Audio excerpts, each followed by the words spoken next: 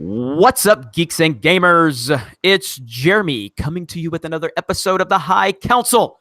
I am joined here, like I am every week, by my good friends, my brothers in this fandom menace that we are fighting in on a daily basis.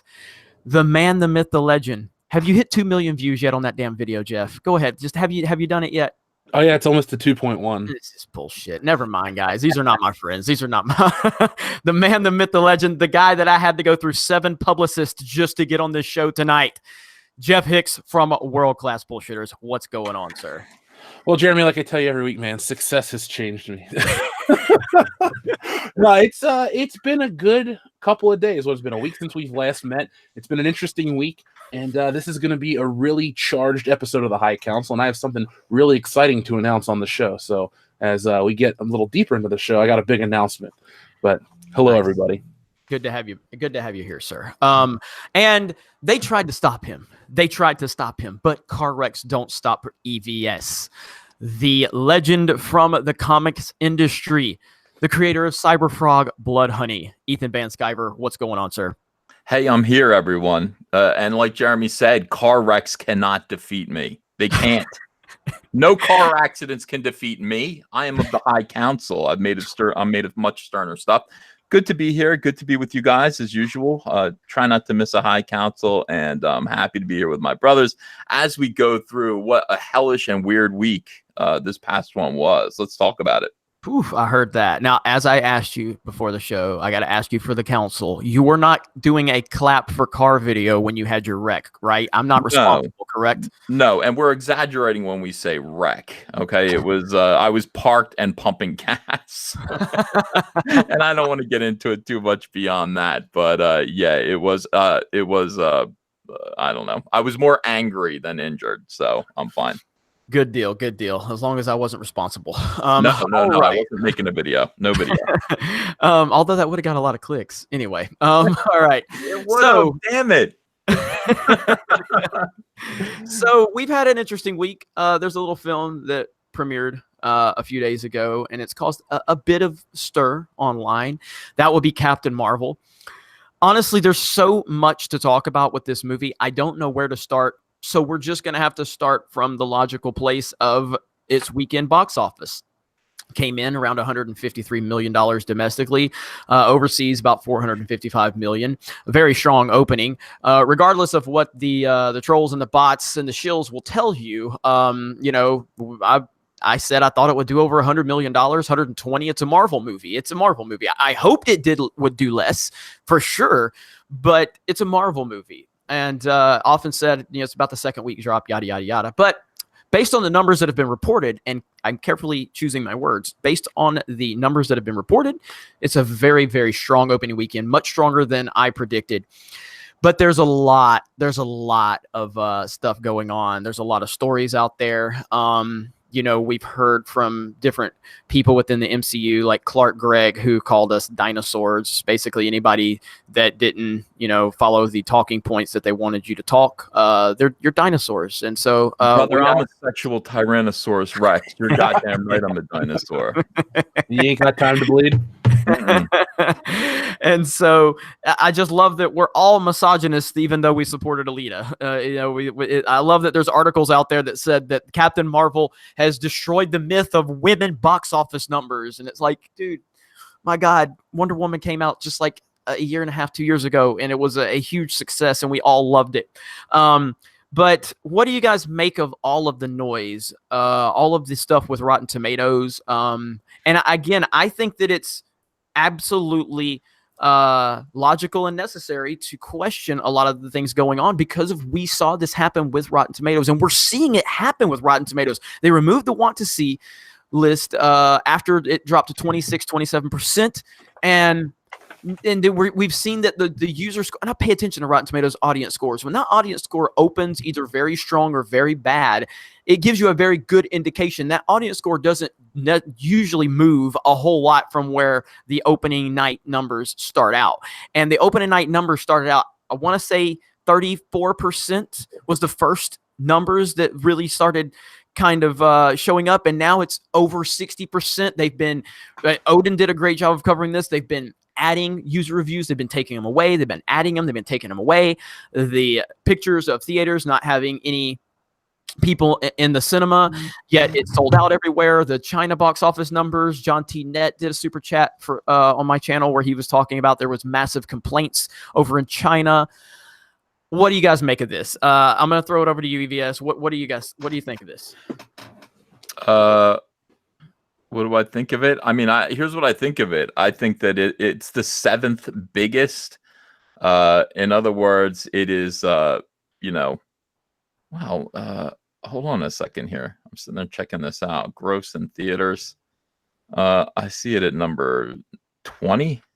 What is this? The hell is this? Oh, domestically. I don't see what the big deal about this is, honestly. This is the movie that came in between 2 Avengers movies. This movie was put together. It was put in between these 2 Avengers movies by a very smart man. Very smart man. He's using his man brain. Kevin Feige, who took this piece of garbage and he kind of said, "Wow, how do we sell this? How do we sell this?" I guess the best way to sell this is to do exactly what they used to do to comic books when they used to come in 3-packs back in the day. Do you remember this, Jeff? You would buy a 3-pack of comic books from, I don't know, Pathmark or something like that, any grocery store. You could see the one on one side. You could see the one on the other side. You could see those, but you couldn't see the one in the middle. So you had to take it on faith. And that's what Kevin Feige did. Kevin Feige took this piece of garbage and he sandwiched it between 2 movies that people actually did want to see. That people did want to see. And even still, they didn't come out for this movie the way they do for Avengers movies. Even still. And of course not. Of course they didn't. This movie trails in popularity, of course, to all these other movies. People decided rightfully that they could skip this one. The majority of Marvel fans decided they could skip this movie and still follow the Avengers, and they figured correctly. Now, all of the shenanigans, all of the weirdness that went on with the box office, all this weirdness that went on with Rotten Tomatoes, all of the photographs of empty movie theaters. I don't know what any of this means. It looks like chicanery. It looks like monkey business to me, Jeff. Jeff, it looks like the business of monkeys to me. But I'm not going to make a judgment about that. What I'm going to say is basically, yeah, this movie owes its success to the incredible goodwill built up by the Avengers, by people like Robert Downey Jr., white male, by people like Mark Ruffalo, white male, I'm afraid, people like Chris Evans, people like, who else? Chris Hemsworth, who else? Doctor Strange. Who else? Benedict. What's his name? Paul Rudd. Benedict Cumberbatch. Paul Rudd. All these guys. Chris Pratt. White Christian male. Shout out to Odin and Josiah, who I saw a need for more white Christian male representation at Geeks and Gamers, and we made that happen. Sorry. That's right. So standing on the shoulders of these great, mostly white males, we have a few other males as well in there that are males of color. They're males of color, Jeremy. I'm gonna. You're being politically correct. I appreciate that. No. It's usually is it people of color? People of males. Women of color. I've never heard men of color. I'm gonna say MOC, mock males of color. On card. Males of color, like Rhodey, the guy who played War Machine. Which one? Don Cheadle. Both of them. Yeah, or Terrence Howard. Yeah, Terrence Howard. I actually like Terrence Howard more too, by the way. Right. So who else? The guy who plays Falcon. Oh, Anthony Mackie. These great. Don't forget Idris Elba, the next James Bond. Yeah. That's right. Now it's easy to stand on the shoulders of these great men and produce a movie, a middling Marvel movie, middling at the box office, literally middle of the box office with your opening weekend. It's not so difficult, ladies. You're welcome. You're welcome. Thank you. What's up, Jeff? What you got? Well, I think I'm the only one here that saw the movie, right? Yeah, I'm not going to see that. I haven't seen it. So my favorite part about all of this is that Captain Marvel is being propped up by these people as this groundbreaking thing, but the movie sucks. Seriously, it's not. It is. We gave it a fair review over on the podcast. world-class bullshitters. We give it a 5 out of 10. We didn't even take into account Brie Larson's comments, Rotten Tomatoes, any of that. We just watched the movie on its own merits, like you always should when you watch a movie. And that's a note to the critics out there. Don't worry about, these big firsts. Judge a movie on its own merits in the film. And, you can skip this. You don't even have to worry about missing out on an Avengers Endgame. There's nothing that ties it together. This movie only ruins what came before it. Retcons things. You guys heard about Nick Fury, right? Yeah. Oh, about the washing Cat dishes? scratches it. Yeah. Oh, okay. I heard about some. I know Brian Young tweeted out something about him washing dishes, and he's going to teach his son to be like Nick Fury or something like that. Well, he's going to teach his son to like pet an alien cat and then not get pissed when it blinds him. Okay, that's a great father, but whatever. Is that what happened? That's literally what fucking happens. Oh I'm my sorry. God. This movie's so dumb. Oh my god. Oh my god. Yeah, like they're on the it's the quad jet. It's not the Quinjet yet. It's the quad jet. It's experimental. And the cat scratches his eye, he goes, ah, and then that's it. And then at the end of the movie, Coulson brings him glass eyes. Because if you go back his and eyeball out, huh? it didn't even take his eyeball. It's a little bitty scratch, and it got infected. That's it. Because the cat's a flirkin, not a cat.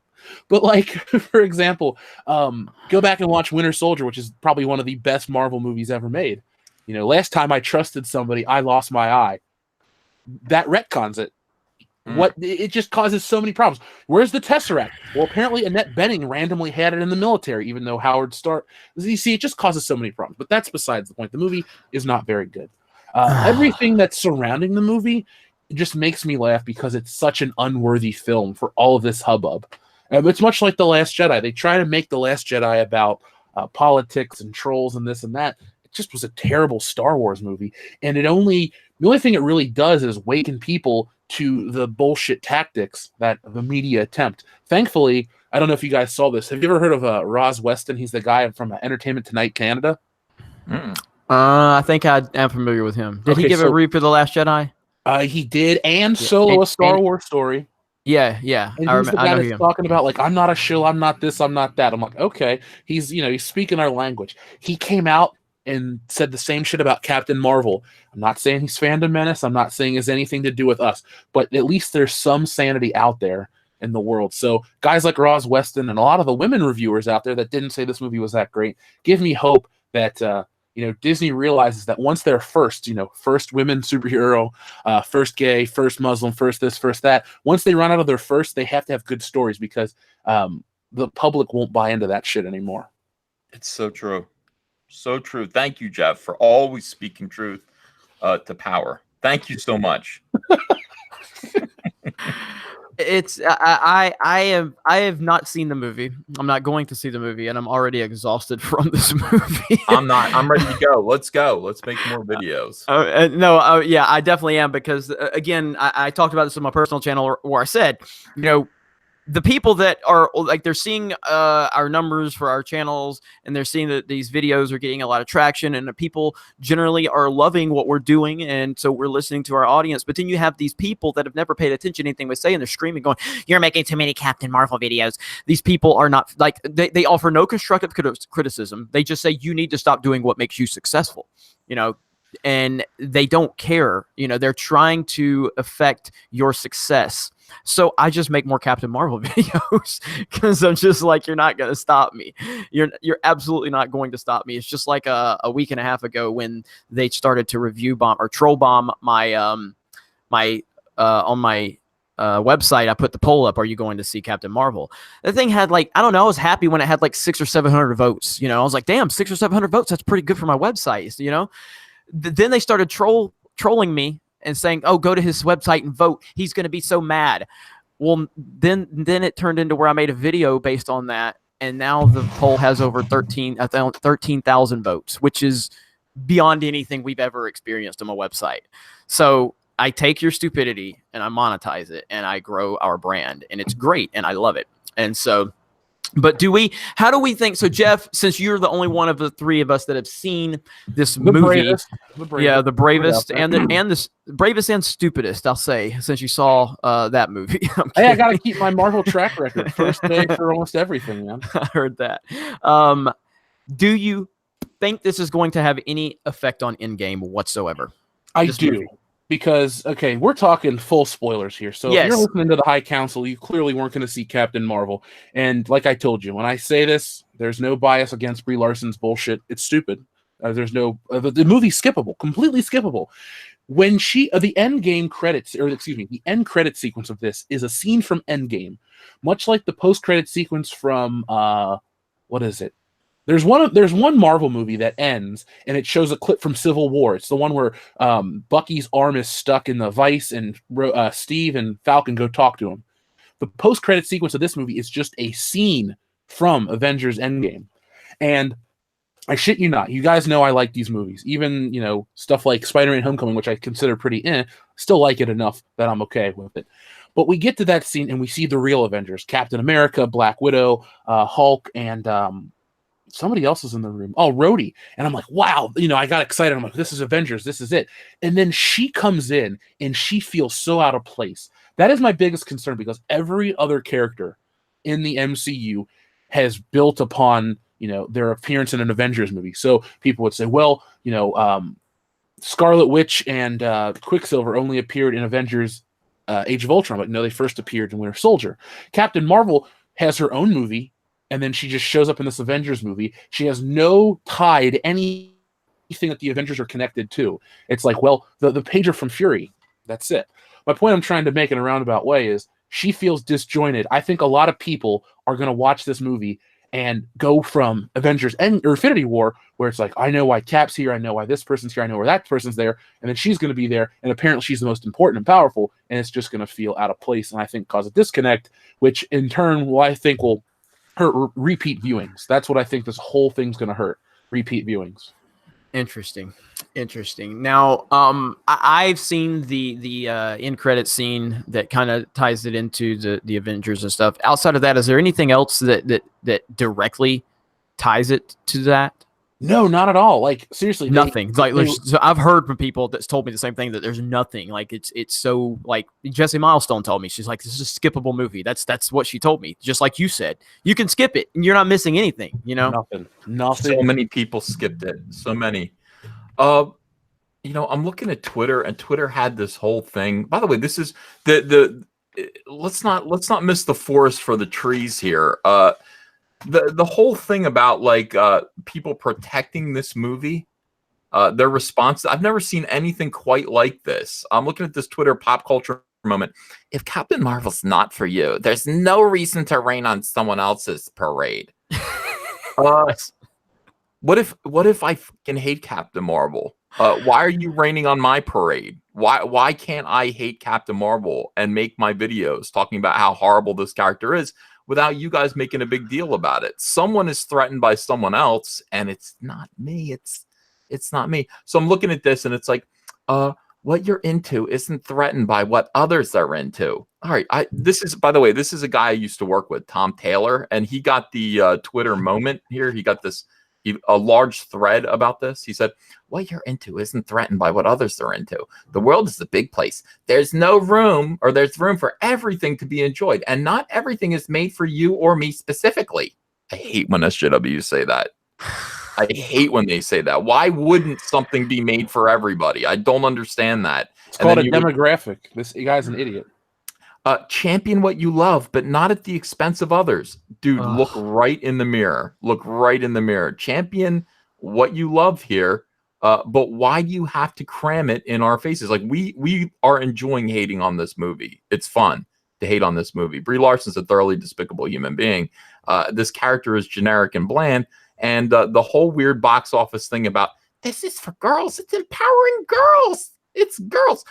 Girls don't have powers. And by the way, I think they said it on what did they say? What was what are those screen junkies, film junkies? Who are those guys?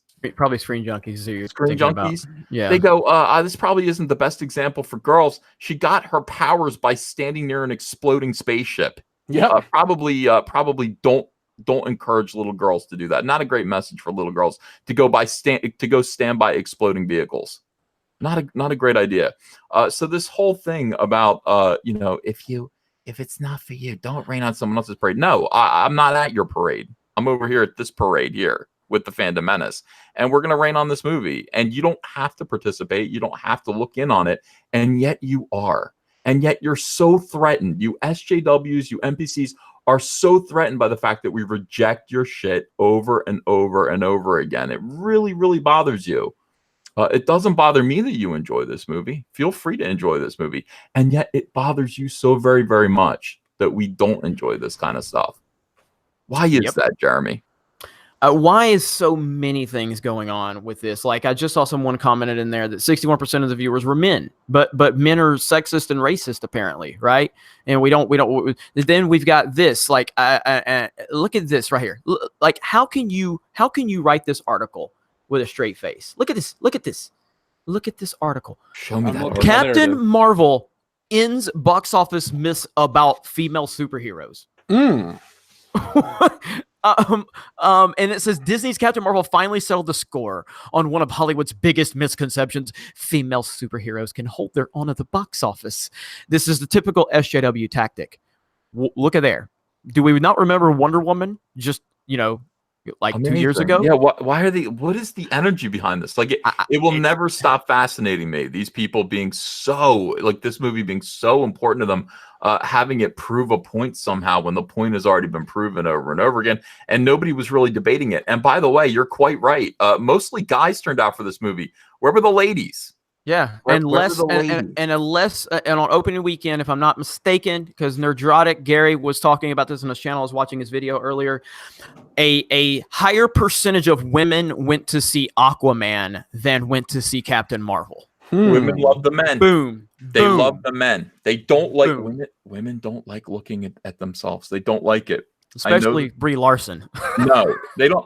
Hey, we're representing you. We put a big crabby middle-aged biatch on the screen. No, women don't like that. They don't like that. Women would rather look at soaking wet, muscular Aquaman. What's that guy's name?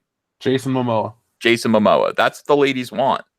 Yep. Apparently, some men thought that some women wanted them to go see Captain Marvel because that's what happened. What, 61% of the people who went to see Captain Marvel were men?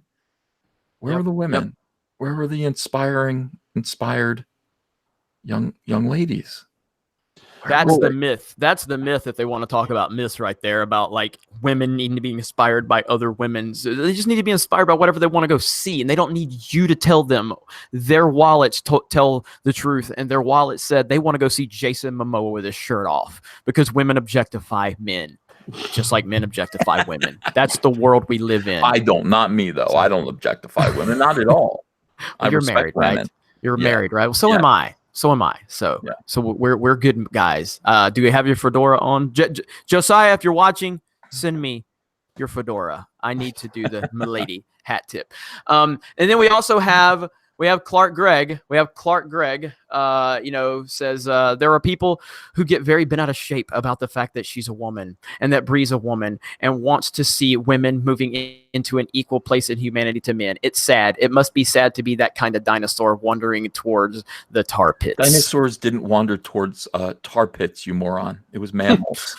It was mammals. It was early mammals that they dig out of tar pits. You jackass who lives in Los Angeles, the La Brea tar pits. You don't even fucking know that the tar pits, which your entire state is known for, is full of mammals like mammoths and early goats and cheetahs and saber-toothed tigers. There are no dinosaurs in there, you fucking idiot. I'm so tired of having to explain science to SJW.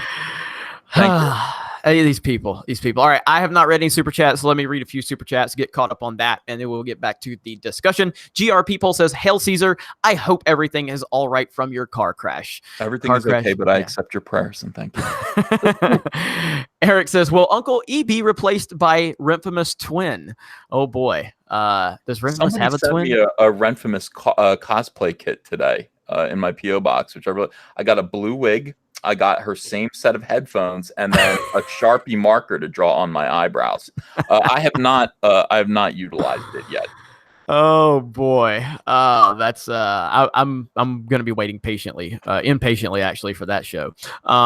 Let's see. Mick says Force Awakens is what comes back when you bury A New Hope in a pet cemetery.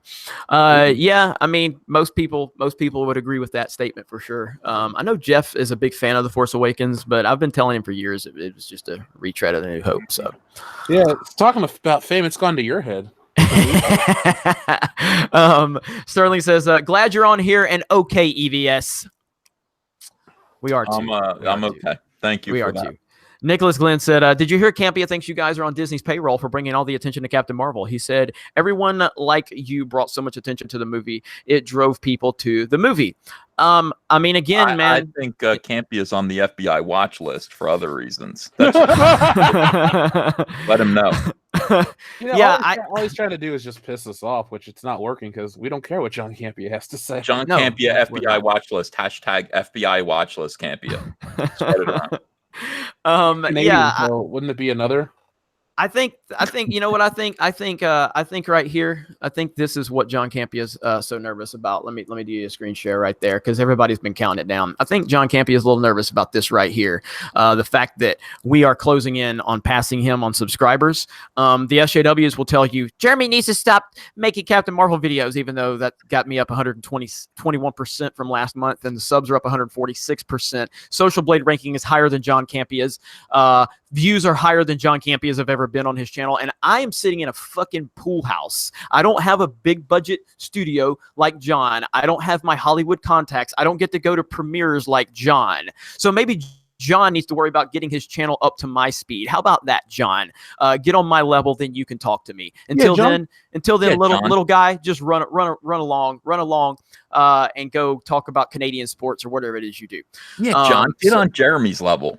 I mean, seriously, like you gotta earn the right to talk to me, John. Okay, I'm gonna pull a Jeff card and I'm gonna say I've got publicists you need to speak with before you can actually contact me directly. It's just I'm that big of a deal. So my people are told to hang up on John Campia. Kego Rogers kind of hate. Kego Rogers says, but does your video have 1 million views? No, that's why I learned from Jeff. Okay, yeah. It's 2 million views, by the way, folks. Well past 2. Why do you guys have to encourage him? Crazy. Why do you have to encourage? It's very hurtful. It's not really hurtful. It's facts. I know. Facts out of your feelings. it's actually not hurtful. I'm very, very happy for my buddy. Yeah, get on Jeff's level, Jeremy. Yeah, I know. I'm trying. I did a few videos where I didn't show my face and I just talked, and they actually did better on views. So I came to the conclusion that people don't like what I look like. So I'm going to start doing more videos without my face. Then I'm going to start doing them on camera now to help the balance of the universe is off. We're all doomed. All right, let's see. Logan Michael says, let's see, Pops are gay, Borkus, Bark, and Pie, the High Council. Thank you, Logan. And, EVS, big fan of those pops. So. Yeah, right.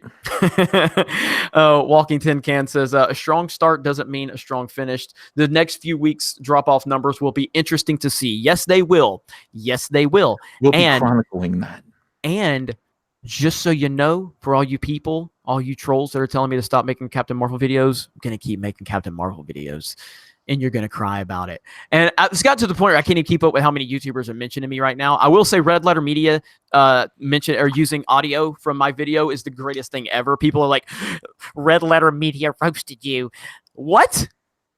Have you ever heard Red Letter Media actually mention someone in a positive light? Getting mentioned by them at all is a compliment. I loved it. I loved the fact that Red Letter Media is aware of the existence of geeks and gamers. That makes me so damn happy.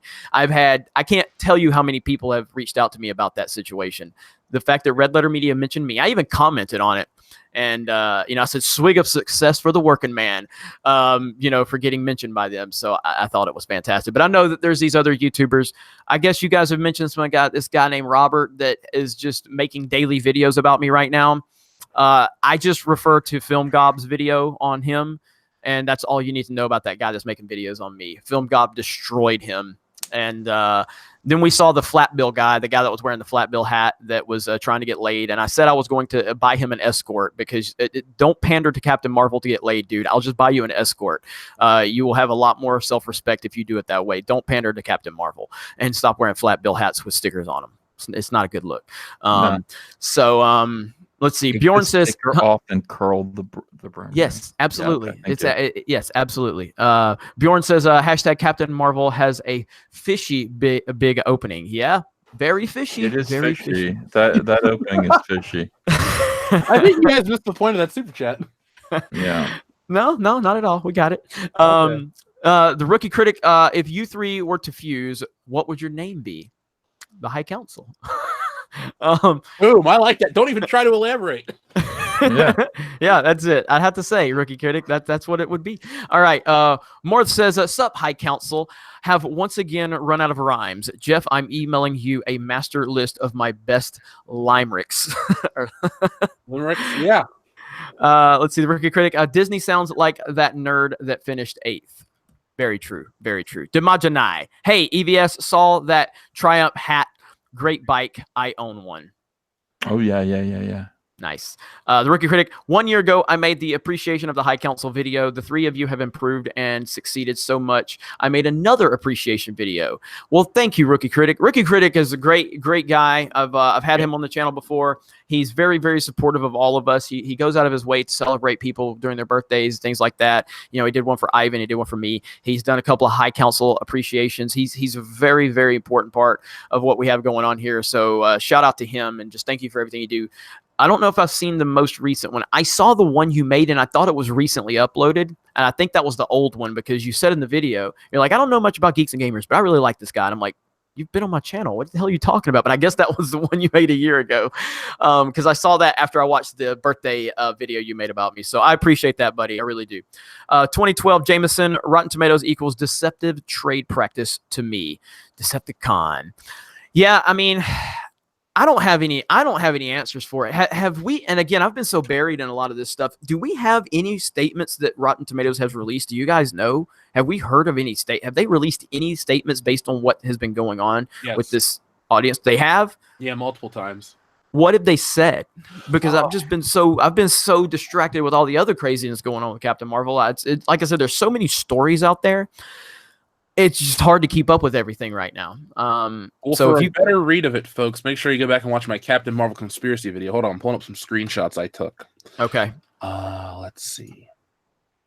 So, let's see. Rotten Tomatoes denies changing reviews process just to protect Captain Marvel, says no arrangement with Disney. That came out on the 27th of February by Matthew Muller. That was on comicbook.com. Well, yeah, that was the want to see. I was more or less talking about the influx and the audience score going up and down and 50,000 reviews being pulled and then 50,000 being added. They responded to that too. They said it was a glitch. They officially said it was a glitch in the system. Oh, come on. Yeah, hold on. Where are we at? Again, from comicbook.com on the 8th, it says Rotten Tomatoes blames glitch for Captain Marvel review controversy in addition to becoming a tremendous... Wow. Okay, where does it say that? Here we go. It says, we launched some changes to the movie's pre-release functionality last week, which included not allowing users to leave a comment or review prior to a movie's release in theaters. However, we still invite users to vote, blah, blah, blah. They basically had a statement in the Hollywood Reporter you guys can track down. That would be in this week's video. Wow. I can't believe that's their response, is that it was a glitch. I'm going to have to make a video on that. When you say that, this is the first thing I think of right here. Okay. This is the first thing I think of. And I'm sure everybody is going to agree with me. This is the first thing I thought of right there. Boom. We fixed the glitch from Office Space, one of the great comedies of all time. Yeah. And that's Rotten Tomatoes' response right there. Oh, we fixed the glitch, guys. I can't believe that's their response. Oh, my They gosh. didn't fix no glitch. I think they broke their system even further by trying to take away the not interested button. Unreal, That's my take on it. That is the theory right there. Wow. What a disaster. What a complete and total disaster this is. Wow. Well, I refuse to use their site, so now I just go to Metacritic to look at the aggregate review scores because Rotten Tomatoes, it's really fishy too the way they present it. You get, a 6.2 out of 10. Oh, it's still fresh and this and that. It's 80%, and it just becomes too confusing. People see the highest number, and they assume that's what is the accurate review of the film. So I think Rotten Tomatoes is kind of going to make itself become irrelevant in the future. No, absolutely, absolutely. And almost got 2,000 watching. Smash that melee button if you don't mind. Simple request from a simple man. If you don't want to do it for me, do it for EVS. He survived a vicious car wreck today. Hey, thank you for pointing that out. Yeah, you know, I'm totally overselling that. I'm going full Shawn Michaels right now and overselling. Did you lose your smile? Yeah, the car flipped and I ended up in a ditch. It blew up behind me when I crawled out of it. I'm just barely alive, guys. Are you like the drummer from Def Leppard? Your arm fell off? Oh, I am. Yeah. I'm like Nick Fury. Like a cat took his eye. Like a goldfish bit my arm off. You know? Completely effed up. Oh man, good stuff. Let's see. Riv says, if we're dinosaurs now, then I demand these shills give me proper predactyl representation. Dactyl lives matter. Yeah, I mean, that's like they said on what was it, on the Joe Rogan podcast and Tim Pool, where they're talking about identifying as a hamster, you know, like Twitter and all of their ass backwards rules. The identification. I'm not even going to open that can of worms right now. But I identify as a person that didn't go see Captain Marvel. So boom, there you go. Well, speaking of can of worms, have you guys heard about the so our buddy Data Racer just sent me a tweet talking about the audits, the box office audits from China, and how people are questioning the Disney stuff and they're saying it's controversy. But just a few short years ago, aka 2014 and 2017, people questioned Transformers and Iron Man 3, and nobody, you know, batted an eye. It wasn't part of this culture war. So maybe there is a little more to the possibility in China. I'm not saying in the US, but in China. Yeah. I saw those tweets. I'm gonna go check. I might make a video about. I'm gonna make videos. Damn it! Cyberfrog, but I need to make videos. Well, John T. Net was talking. Like I said, John T. Net had some good insider info on that with some of the rumors going on, and so this stuff's not going away. So if you're tired of the Captain Marvel content, you're going to continue getting tired of it, because there's a lot of things that are here to investigate, dissect, and discuss. It's all about discussions. Why are these people that are so pro Captain Marvel so scared of discussions? Can anybody explain that to me? Why are they so scared of discussions? I don't understand it. Yeah, there's why? nothing to be scared of. They're scared of opinions. They're scared of discussions, and we're tired. We're tired of being silenced. We're tired of being misrepresented. We're tired of, you know, just this dictatorship that they're trying to place upon people just for having opinions right now. And it's a wide-ranging discussion on so many fronts. And Captain Marvel has become a very, very divisive culture war movie, and it never deserved to be on this platform whatsoever, but it's here. And, you know, if you think that we're just going to just accept these numbers that have a lot of, you know, questions around them without, you know, actually telling people like, hey, like, you've already tried to silence us on Rotten Tomatoes. You've given us a terrible response to why this number of all of the movies that have come out on Rotten Tomatoes, the one movie that you take the want to see option away once the number starts dropping also has a quote unquote glitch in the audience score, and suddenly that audience score goes from a 34, now it's up to a fresh 61%, I believe. And you think we're just going to just stand by and accept that without questioning you? We aren't stupid. We aren't your bitch. So I just I think that's the problem, is they're so used to pandering to stupid people. They're so used to pandering to people, they're just going to take their talking points and not question them, not hold them accountable for anything. I had a guy the other day say, Jeremy, you're just mad because you predicted Captain Marvel will flop, and it didn't. And I'm like, please show me the clip where I point blank said it will flop. The problem with you people is you throw out these accusations, you're never held accountable, and you run away the moment somebody presses you, you know, and it's part of such a bigger problem that's going on. But we are where we are. We're having a lot of fun with it, by the way, having a blast. I'm not. And, I think it sucks. Why couldn't this movie just collapse into a puddle of its own urine and die? Why? Well, I think it will. It will still. You think so? Well, I wanted to make a point, because, you know, they always talk about the people online feel one way, but it's about the general audience as well. This is obviously anecdotal, but I've had quite a few people that I know in my everyday life that watch Marvel movies because of the brand, and they've all said it sucked. And these aren't just like guys; they're their kids, their wives. It's kind of interesting because I've never had that response from these people. They're always like, "Yeah, it was good" or "It was fun," but they all said Captain Marvel was very boring. So, you talk about it collapsing in a pool of its own urine. It might be getting closer to smelling like cat piss than we realize. Oh, Because I don't think the legacy of this movie is going to stand up. Iron Man has a legacy for being, what started it all. Robert Downey Jr.'s redemption. It's a great movie. Then we have Avengers, which was groundbreaking. It was an event.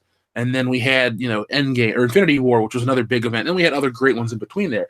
But this one is like the first stinker. And I'm not saying it's going to, sink the ship, but it definitely damaged it to where it's noticeable. It's no longer pristine. And I think it'll cause a lot of problems down the road if they keep pushing with her. Yeah. Well, All right, tell me I this feel now. better now. Are you good? Good. I'm glad you feel better now, EVS. I have another question too about Endgame in terms of like we've seen movies in the past like Transformers have these huge numbers, but then eventually it just kind of falls off a cliff. So like Transformers 1, Transformers 2, Transformers 3, all huge, massive numbers, billion-dollar movies for the second and third one. And it just seemed like it was box office gold and it could never, ever be affected, no matter what. You know what I mean? No matter what. Do we think that there can be, from a general audience perspective, because we know that the people that are supportive of the Marvel Cinematic Universe and, Infinity War and the Avengers, they're going to go see, Endgame. There's no doubt about it. Do we think there's any effect from the general audience going to see this movie with all of this hype and the fact that across the board, people that we trust, people that we respect, people that, aren't biased at all, have kind of all said this movie's just kind of boring? Nobody's come out and said it's The Last Jedi. Nobody's said it's that. It's not Fantastic Four, but they just said it's a boring-ass movie. It's just not good. Does that have an effect on the fact that it's part of the Marvel brand, but the part of it's because it's been so hyped up? Does that have an effect on the general audience going to see Endgame? General audience now is it's people that have to be swayed by an actual entertaining product. Well, I put it like this: if I can just use another piece of anecdotal information, and then I'll answer yours because I'm trying to think. I remember my whole family saw The Force Awakens and they hated it, and we didn't go as a family; we just saw it individual times. And then my family hasn't really gone back to see The Last Jedi or these other Star Wars movies, so I think it's a possibility. I mean, I'm only speaking from about 15 or 20 different people that were all like, it wasn't a good movie, and they're done with Star Wars type of thing. It's very possible, but you're not going to hear about it online. They're going to be like, oh, it's such a small number, blah, blah, blah, blah, blah, and they're just going to act like it's not possible. But I do think if you try to introduce children to Captain Marvel as their first superhero film, no, you're not going to become comic book fans based on that. Interesting. And I mean, obviously, that's you're the only one that can answer that question directly because you're the only one that saw it. So, but I don't know if it'll have a really. I mean, it will have a minimal impact negatively, if any at all, because I think that the end game marketing. I don't see a lot of like general audience people just going, oh, look at how amazing Endgame looks. But I remember Captain Marvel. You know what I mean? If people that are somewhat knowledgeable of the universe, when you see Robert Downey Jr., Chris Evans, and all that stuff, but it's still, I think it's just an interesting question to ask. You know what I mean? Well, if I'm being completely honest, last night when I was working on something for the book, I tried to put on Avengers: Infinity War, which I've honestly seen 22 times since it's been on Netflix. So I've watched it a lot. So damn good. I turned it off. Really? I was just kind of like, I'm not really in the mood for Marvel. And so I turned it off and I put on The Sopranos, which was a lot of fun. But I didn't really... I don't know. It didn't turn me off to Marvel. I thought about watching Spider-Man or something to, cleanse the palate. But honestly, even outside of the Brie Larson stuff, it was like with The Force Awakens. I just saw this terrible thing and I was disappointed. And I don't really want... I basically need some time. I can't just run into the next thing and be excited. Right. I totally understand that. It kind of feels like it has that Star Wars effect, where... I mean, don't get me wrong. The Last Jedi and what's happened with Star Wars doesn't hurt the core of my love for Star Wars, but I don't have the interest to just watch Star Wars like I used to. You know what I mean?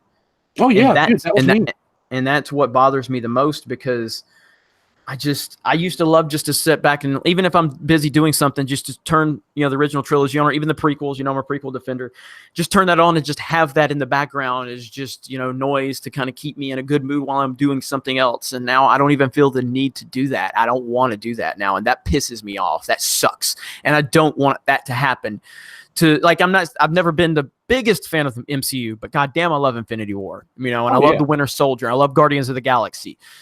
And I don't want, all of this has been building up over a decade. You know, I don't want to see identity politics and a shoehorned character ruin that, you know, for me. I really don't. And the part, you know, it's going to happen is somebody like a John Campy or other, you know, virtuous internet critics are going to say, well, these movies aren't for you. They don't need you.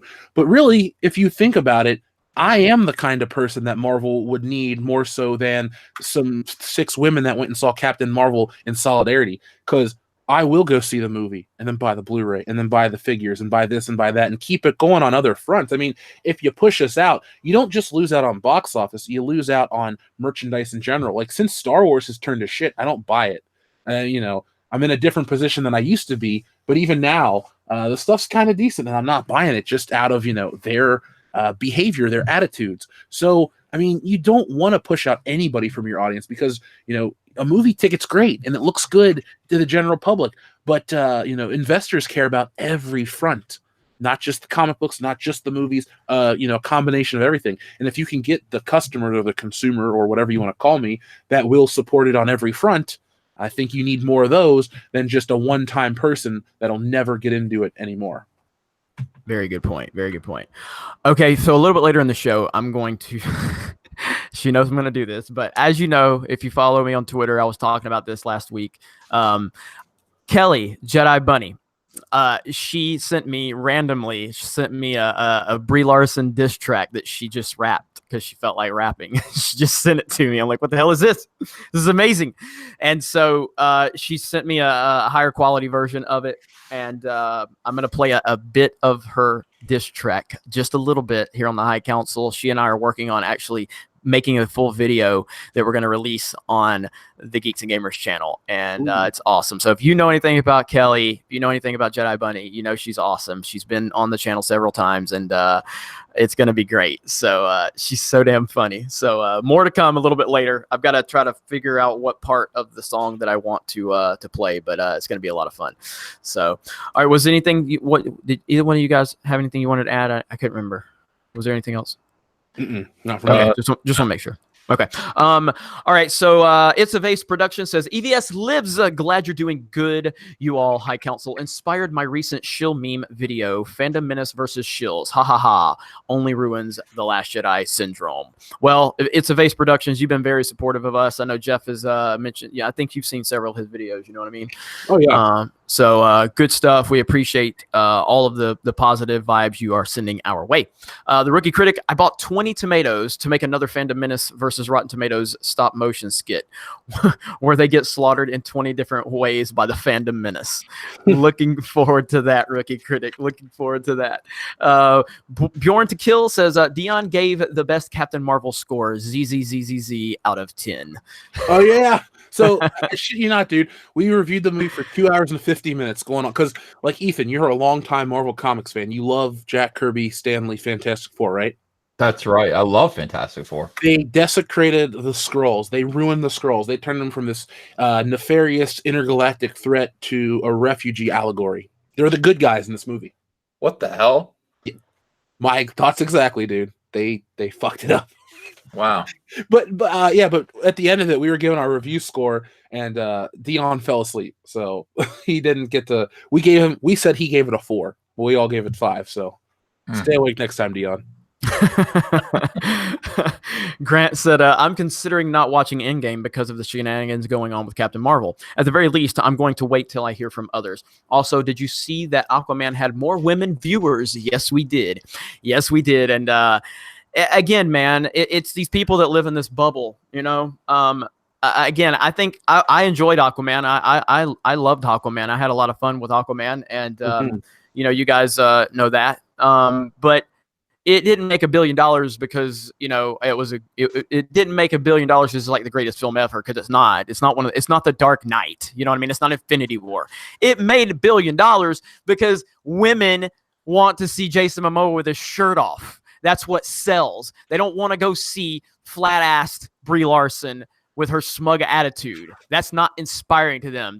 What's inspiring to them is Jason Momoa with his shirt off. Did I tell you about my aunt who wants to spend $400 to meet him at Wizard World Columbus or Cleveland? Yes. Oh yeah. Saying, like, and she's never seen a superhero movie in her fucking life. She's like 54 years old. It's just, when you know your audience, you know your audience. DC is handling business right now, and we're glad to see them successful. And I just don't know. I don't understand how these people come to the conclusions they come to, but they do. And that's fine. We'll continue to profit from their stupidity. The Price is Right review. Sup, gentlemen? Price in the house. Hope you guys are having an awesome evening. Did you guys see the cringe new Aladdin trailer yet? I have not. Have you guys? Yes. I ain't seen it. I will probably react to that tonight. I've heard about it, but I haven't seen it. Some people said it's actually a little better, but Jeff, I want your thoughts. I mean, it looks better. But Aladdin and The Lion King are my two favorite Disney movies from growing up as a kid. I had the VHS tapes. I saw them in theaters. Had the video games. Kind of still watched them up until, I don't know, 5 or 6 years ago. So I've always really liked those. I don't see the need to remake Aladdin. This isn't as offensively weird as, what is the one with Will Smith as the genie in the cave? So it looks better, but I'm still not going to go see it. Just on principle of I don't feel it's necessary. But I think it is better than what we first saw. Yeah, I mean, I mean, like pretty much the heavy majority of everybody watching this show right now. I love the original animated classic Aladdin. It's amazing. It's an all-timer. I have no desire to watch this movie at all. Like at all. Well, and the Dumbo trailer they showed before Captain Marvel, like visually, it's really cool. And I don't even like Tim Burton movies. Like I love Batman and Beetlejuice, and then the rest are just eh. But my point is, that trailer looked pretty damn good to me, but I'm still not going to see it based on the principle of I refuse to support live action remakes of animated movies. There's no reason, there's nothing that they couldn't have done in, was it 1943 or something, that they're going to show me now. I mean, it's the same story. I'm not paying for it again. Yeah, I mean, I am so hit or miss on Tim Burton. Like, I love Batman '89. I love Big Fish. That's one of my favorites. That's probably my favorite Tim Burton movie. But he's got so many stupid movies too. I don't overly like his style, but Dumbo does look good. At least the one trailer that I've seen actually looks good. I'm not against the live action remakes like you are. I hated The Jungle Book, and almost everybody loved it. I'm I'm in a small minority on that one. I loved Peach Dragon. Peach Dragon was fantastic. Cinderella was great. Cinderella was better than the original, so I don't really have anything against the live action remake. I understand your point, but overall, yeah, I can't get on board with this Aladdin remake at all, though. So the Lethal Diva said Cobra Kai is a great show, and that's just so random. But I'm going to bring up the fact that yes, Cobra Kai is a great show. It's perfection. And what is it? April 24th, season 2. So I'm hyped. I don't know if you guys are hyped. Have you seen it, EVS? Cobra Kai? No, I saw the trailer for it. Oh My God! You got to watch. Have you seen the first season though? Oh yeah. No, oh, okay. I loved it. Okay. I loved oh it. yeah, God! It's like it's perfection. Like I have no flaws with season 1 at all, and it came at such an important time for fans to see something honored and respected, and saw that, yeah, there's no problem with diversity as long as you're actually telling the story in the right way and not shoving political agendas into it. And yeah, so I just saw somebody talk about Cobra Kai, and I had to mention that. So let's see. Tom P says, all the talk about No Doubt, I'm Just a Girl. Who cares? They should have played Cat Scratch Fever by Ted Nugent during Nick Fury's goofy eye scene. It was a cringe, dude. People talk about it because it comes out of nowhere. Let's see. Where we at? It's Space Productions needed elsewhere. LOL. Keep up the great work. Oh, yeah, that was you're probably finishing off your other super chat. Sorry about that. I didn't catch it till just now. JJ Wentworth, make an episode 9 want to see poll 2. I can do that. I will put an episode 9 poll up on geeksgamers.com. Give me till next week, because we're really trying to get the forums working, and I've got so many other things we have going on, and I really want to get those forums up by this weekend. We're shooting for tomorrow, but there's little things that I'm trying to do. I want to make sure we launch them, and they're working order for all of you. So next week I will work on making an episode 9 want to see poll, and I'll make it a little more visually appealing than the Captain Marvel one. I mean, anything that doesn't have Brie Larson will be more visually appealing, but you get my point. All right. The Rookie Critic, last $2, and he sends flex emojis, shrug 100, and then a cyber frog. So there you go. Enough said. We appreciate that. Grant, does opening in every country the same day help or hurt total box office? Does it fool more people before word of mouth spreads to make it burn out sooner? Absolutely, Grant. This is, like I've said, this is a very strategically placed film. How they put it in the middle of an Endgame, they put in Endgame and Infinity War, they put the teaser of her at the end of Infinity War, a film that made $2 billion. They put this 6 weeks before an Endgame. That way, if it didn't, for some reason, make big money like it was positioned to do, then they could use that excuse. And being released all across the world at one time. If you listen to people like a John Campea, who will always battle against the worldwide box office numbers and how it's reported, because he always says that it's not an accurate description of how movies, should be looked at with worldwide openings, because most movies don't open all over the world at the same time. There's usually, openings overseas first or America first, different countries, yada, yada, yada. But they opened in as many possible countries as they could. They opened it I think it was the second most theaters of any movie ever. The second to Infinity War.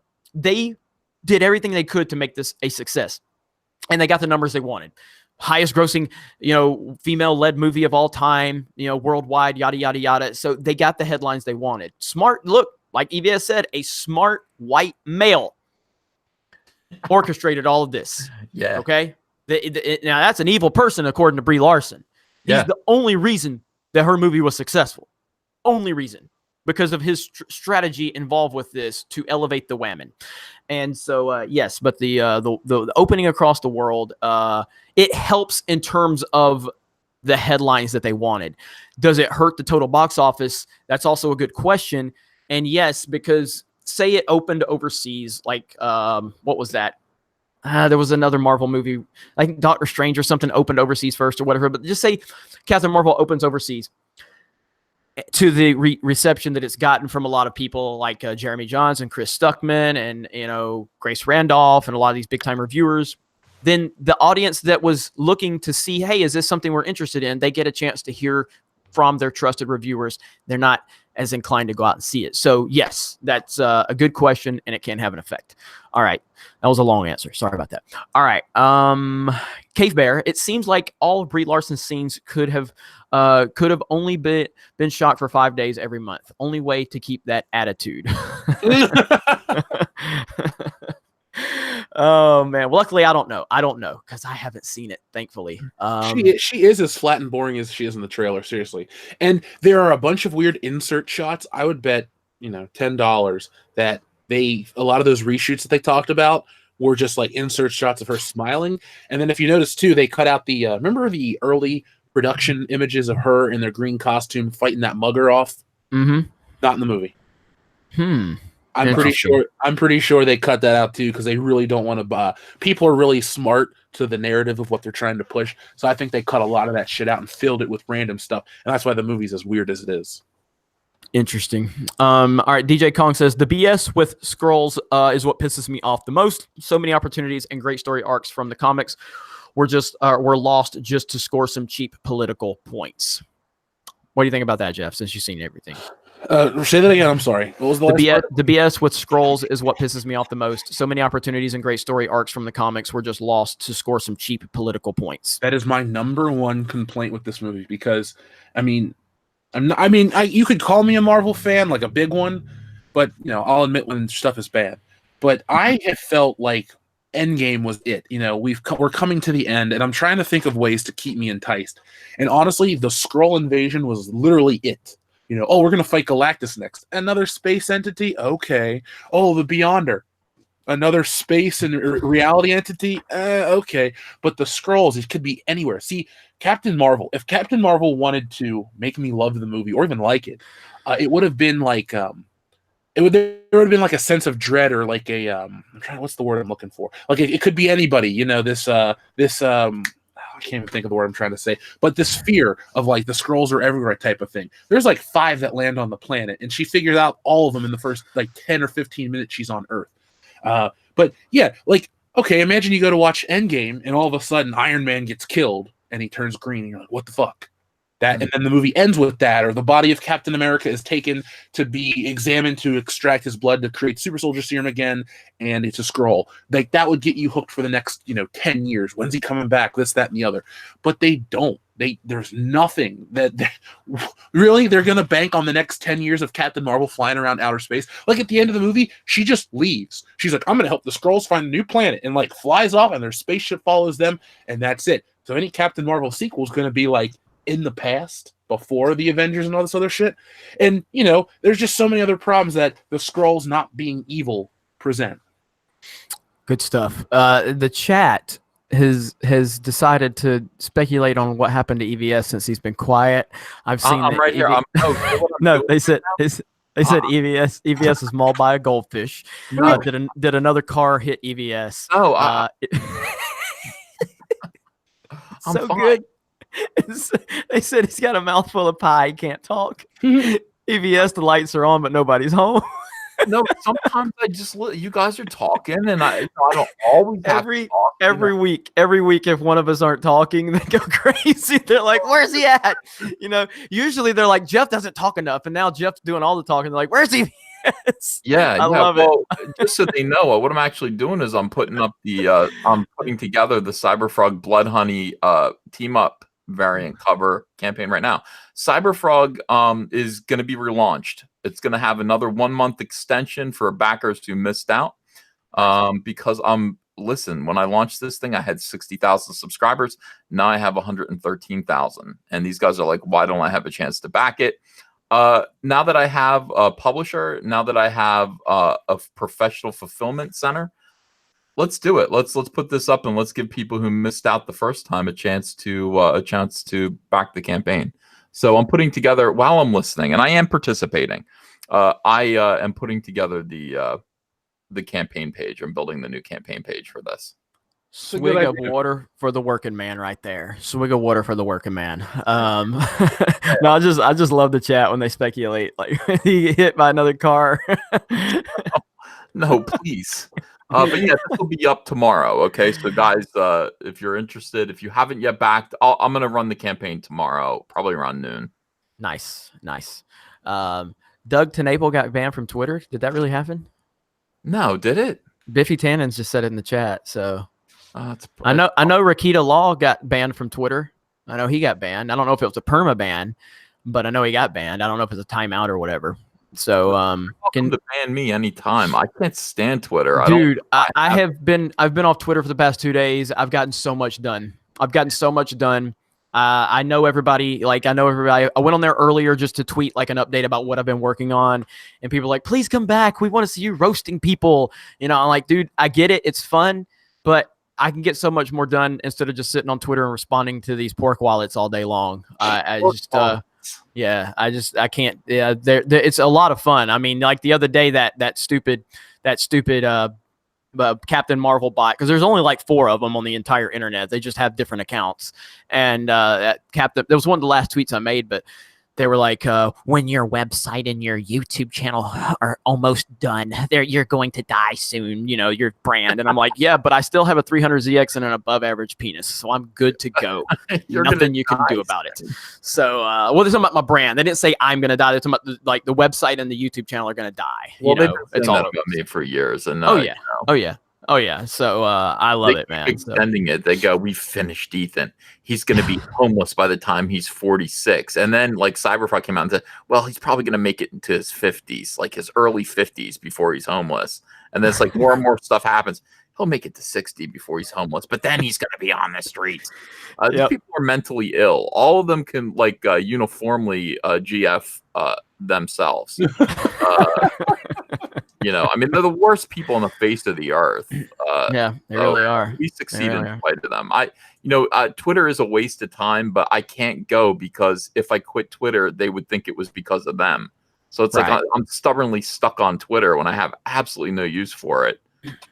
No, I mean, I really like Twitter is a lot of fun for how I react to it, but I do get buried in the Twitter nonsense of because it's just people coming after you, and we get a lot of support, obviously, but after watching the Joe Rogan podcast with Tim Pool, man, and just seeing how biased Twitter is, I mean, they are so bad, and it really, really just was like, God, man, I don't know if I even want to be involved in this because they are so left leaning and their bias is so obvious. And Tim Pool absolutely exposed them in such a systematic way, man. But I'm not going anywhere. I'm not leaving Twitter. I'm just saying I have to dial back my time on Twitter because it does nothing. Like, it entertains all of you, which I'm here to do. But if you really want things to happen, like, continuing to build the Geeks and Gamers brand, the website, and everything that we have going on, then I'm going to take time away from Twitter because it's just, it's fun talking shit and making these little betas cry, but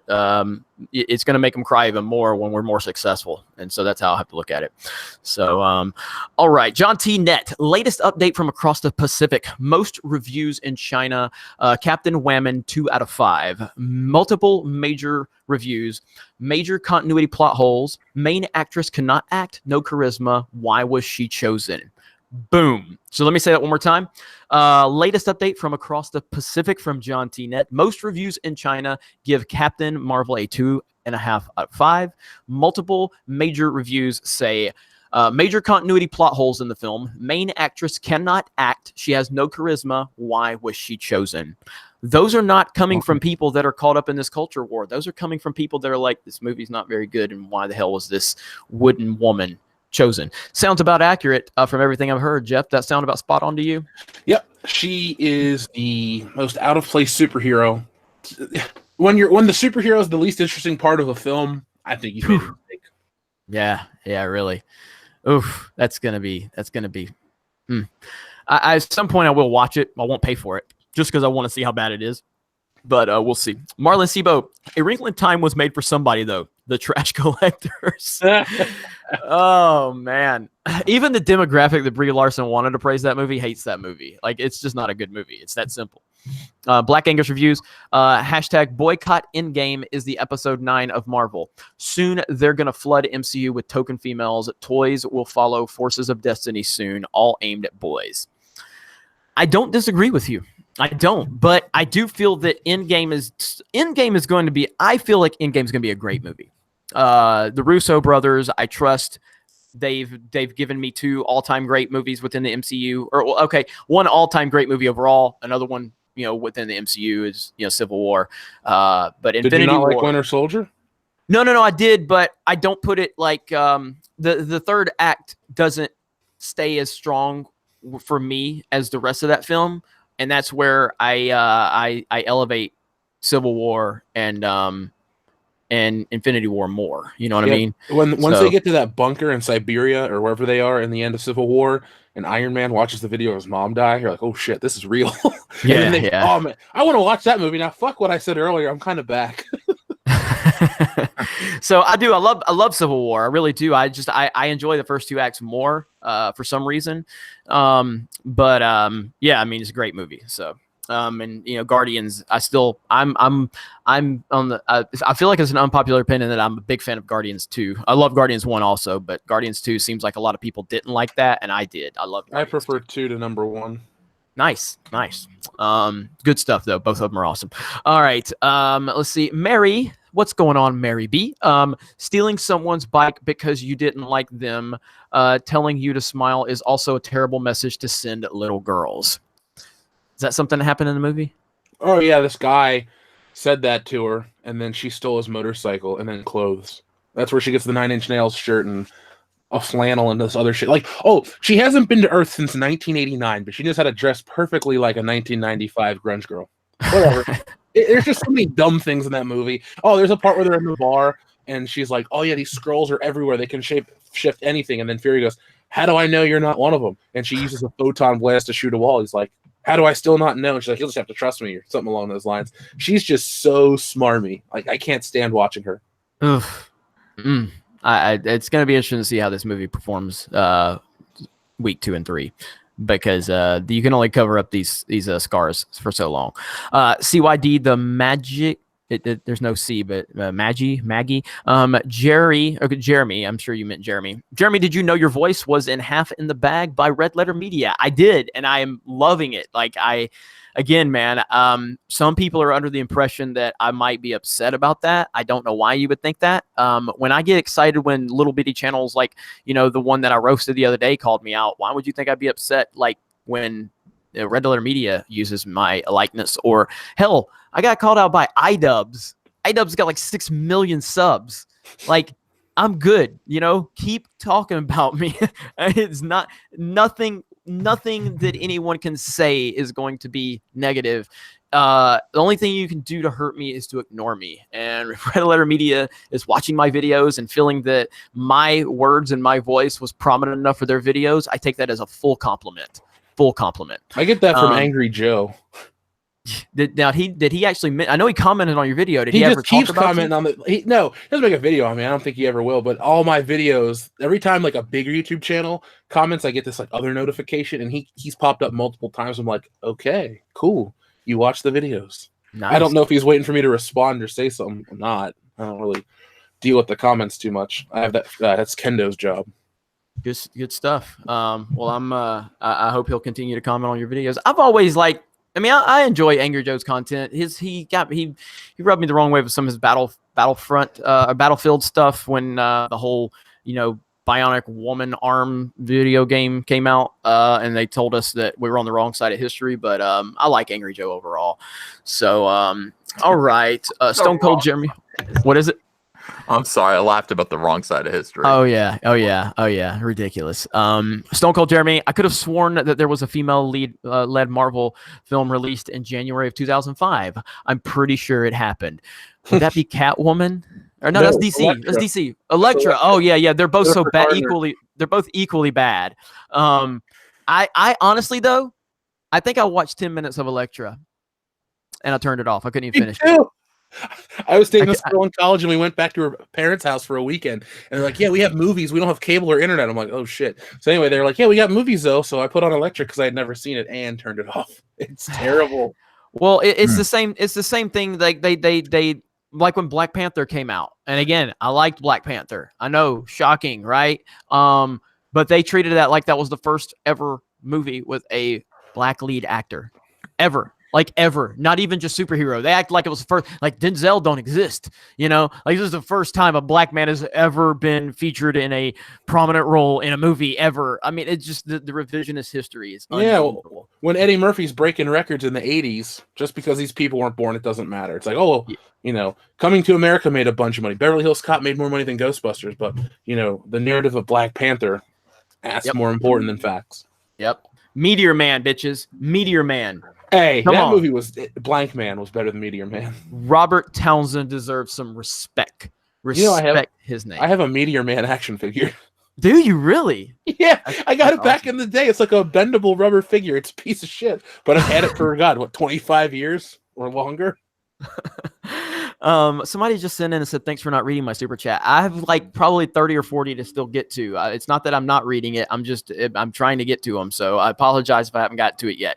But I've not ignored or avoided any of them. Let's see. Licardio says, it's the myth of representation that you don't have any personal value unless who looks like you is on the big screen. That's exactly. And I've talked about this 100 times. It is a myth of the representation aspect of it. Again, when I was a kid watching the NBA, Michael Jordan was my hero. I made fun of Larry Bird because he had the short shorts. It was never like, oh, I got to cheer for the white guy because I need someone to look like me. Normal people don't think like this. Normal people just watch something and want to be entertained. It's that simple. I don't know where this thought process comes from, but normal people don't think like that. They just don't. When I was watching Blade, which people were just mentioning in the chat, I was never like, oh, this needs to be a white guy so I can get invested in it. No, it was awesome. And if they ever try to recast a white guy in the role of Blade, I'll be like, no, I'm starting to GoFundMe. And we're going to get Wesley Snipes out of jail and out of the wheelchair, and he's still going to be Blade at 65 or 70. I don't care if he's in jail for tax evasion, if he still is. I don't know if he is. But okay, so there we go. I don't want identity politics anywhere near my entertainment. as do none of you. Mm-mm. So what were you laughing about, EVS? Something in the chat? No. Okay. All right. Let me see. Kleindropper says, we don't need sexualized women heroes. Just look at how ugly and out of shape Hemsworth, Momoa, Evans, Reynolds, Pratt, and Cavill are for comparison. Exactly. Raiders of the Lost Flicks says, hey guys, did a video early. Google has almost buried any information about Alita, including extended China release. Raiders of the Lost Flicks, didn't you do a video about me in a good way, positive way, if I'm not mistaken? I might be wrong on the channel, but I'm pretty sure I remember watching a video from you, and you were talking about me and how supportive you were of Geeks and Gamers and the Fandom Menace as a whole. And Yeah, so, awesome. That dude's awesome. He's a big, he's a patron on our channel. He's involved with everything. He's great. Okay, so I think so I must be talking about the same guy then, right? Am I talking about the right guy? Okay, cool. Well, I appreciate that video. I appreciate you, mentioning me and supporting us. He said yes, sir, in the chat. So, all right, cool. So thank you for that. I did see that video. Just wanted you to know that I did see it and I appreciate it. I should have commented on it. I try to comment on all videos that mention me or anybody within the Fandom Menace. So Titus says, best case scenario, what is Captain Marvel's role in Endgame? It's hard for me to answer that. I'm sure it's gonna be hard for EVS to answer it because we haven't seen the movie. So we're gonna have to lean on the 2 million view expert himself, the superstar. Yeah, but on one video. Before I can actually get the question directly to him, I'm gonna call his publicist and see if we can get him on the line. Anyway, what do you think, Jeff? Get Ben Kingsley. No, you. I'm trying to be honest about this. She won't fit no matter what. Basically. So somehow the Avengers find Nick Fury's pager because they have it in the post-credit sequence, and then it it was sending a signal for however long the Earth has been destroyed. Because the coolest part is it shows the population decrease on these computer screens, and she just randomly appears, and she kind of looks like a crazy cat lady. Her hair's all whatever. I don't know. Basically, she's gonna be they're gonna have to trust her because she knows Nick Fury. And that's it. That's all they'll be able to do is say, well, she knows Nick Fury. We have to trust her because the world's in danger. And if she comes off as unlikable and shit, I don't think the characters will be able to do anything. It'll just be kind of frustrating because all the characters are so well written and acted. And she's just so out of place. I'm sorry to keep harping on that point, but, she's just terrible. This is one of the worst superhero performances ever. I can't think... Brandon Routh's Superman is like watching Christopher Reeve compared to, other people. Hey now. I like Brandon Routh's Superman. But a lot of people don't. I have a Brandon Routh Superman figure on my shelf, so I don't dislike him. I don't celebrate the movie per se, but I did enjoy his performance. So he was great in Zack and Miri Make a Porno. Okay, so yes, he was. Man, so you're saying okay. I want you to think about what you're saying. Okay. We're talking prominent superhero films. We're not talking about, the Catwomans and the Batman and Robins, but just prominent, any film in the MCU. You think that Brie Larson performance as Captain Marvel is the worst performance of any MCU film? Any titular character, every titular character has been performed better by their respective actor than Brie Larson as Captain Marvel. And I'm not trying to make the fans laugh or tell them what they want to hear. She is that bad. Really, don't go watch this movie because you're going to be disinterested because she looks disinterested. Wow.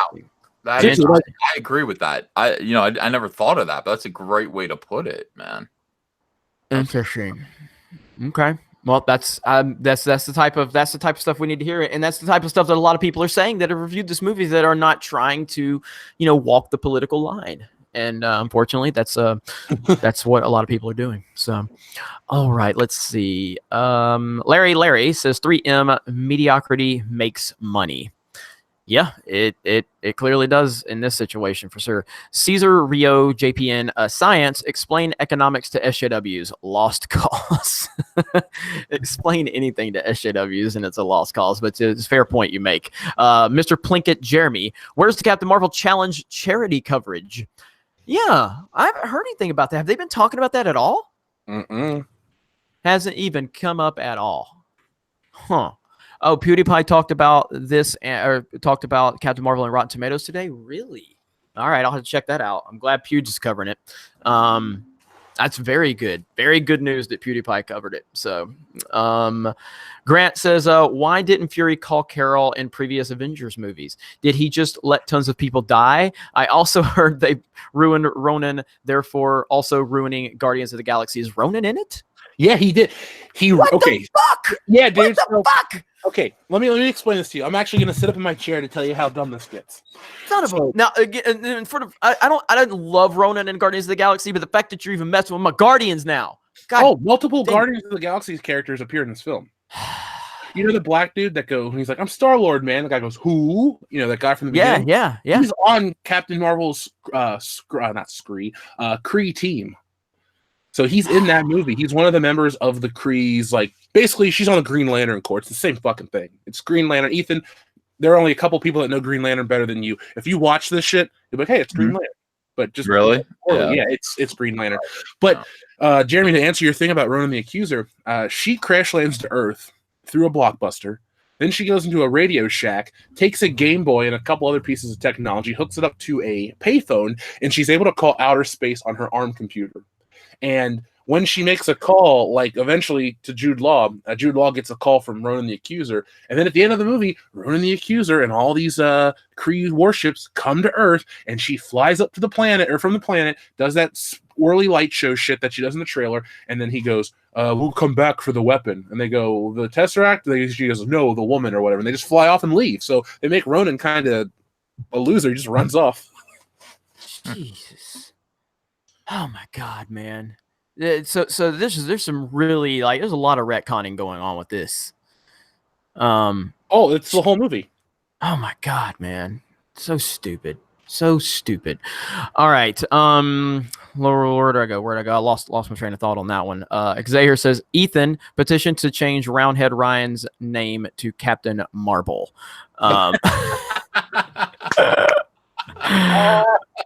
That was legit. That actually got me.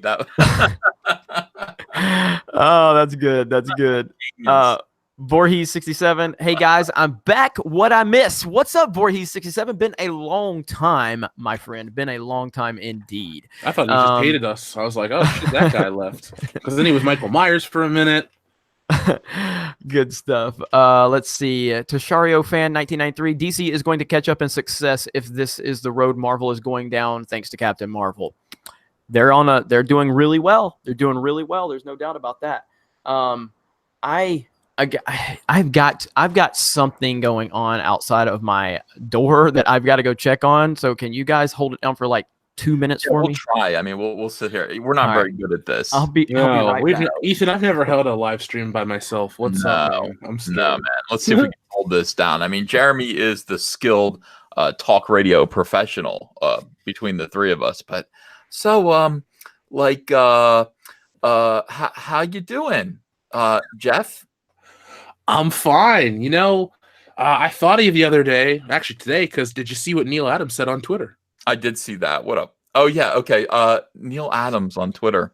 What did he say on Twitter? Let me pull up the tweet, but he's actually talking about how dangerous it is that these comic book professionals are being blacklisted because of their political ideologies. He says it's about a creative field, not politics. He couldn't be more correct. I'll bet what happened to him shortly after that was he was brigaded and attacked by his fellow, quote unquote, professionals, quote unquote, who made him retract his statement. What do you think? Do you think that's possible? All right, I'm back, guys. Sorry. Oh, thanks for ruining the flow there, Jeremy. We actually have some good going. Can you leave for like 20 minutes? Yeah, man. I'm out. Bye. No. No, it's fine. It's fine. We'll get back to what we're talking about. We'll talk about this off air, Ethan. It's thunder, man. It's thunder outside, and it's so bad. Now, I didn't know what the hell it was, and so I texted my wife, and she didn't respond. I'm like, what the hell's going on? So anyway, we're good now. All right. So I apologize for that. Let's get back. I apologize for messing up the show flow. It was probably much better without me, but here we go. All right, Chive Bacon. Well, their first name is Rotten. Yes, it is. And their website is too. Fortune and Glory, kid. Fortune and Glory.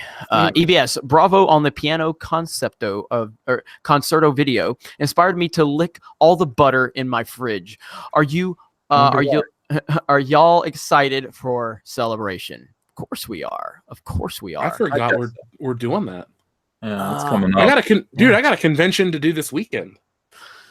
Dude, Here that's in- right. You told me about that. Yeah, because Yeah. I talked to you on the phone a few days ago. I guess I'll give my quick announcement since we're in the middle of the show. So I'll have a special guest. We'll have Captain Marvel at the Horror Hound booth at Cincinnati Horror Hound. So come meet us. Come meet Captain Marvel.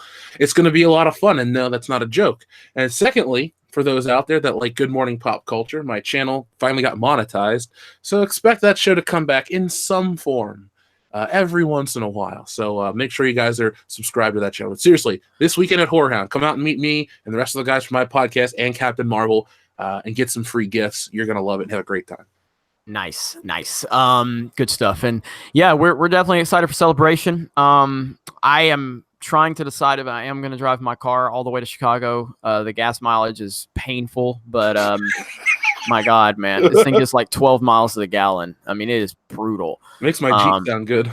Oh my gosh, it's brutal. But I really want to do some car videos with members of the Phantom Menace. We're gonna have EVS in the car eating pie while we do car video. It's gonna be great. So I don't even know if EVS was aware of that, but he is now. So let's see. Michael Delgado says, Jeremy, allow me to honor you with my first donation in a live chat. Also, do you think Captain Marvel will negatively affect Avengers Endgame, either in story or revenue? Well, Michael, I appreciate that that this is your first donation to a live stream. I greatly appreciate that. I'm sorry it took me so long to get to it. Secondly, yeah, we kind of touched on that a little bit earlier about Endgame and how it's going to have an effect. If you did not catch that, which I'm sure you did, because that was probably around the time you sent this super chat. But yeah, I mean, I don't think it's going to have a big effect at all. But I do think that it has, it has the potential to, but I don't think it's going to have a big impact. And that's the same thing that the guys said.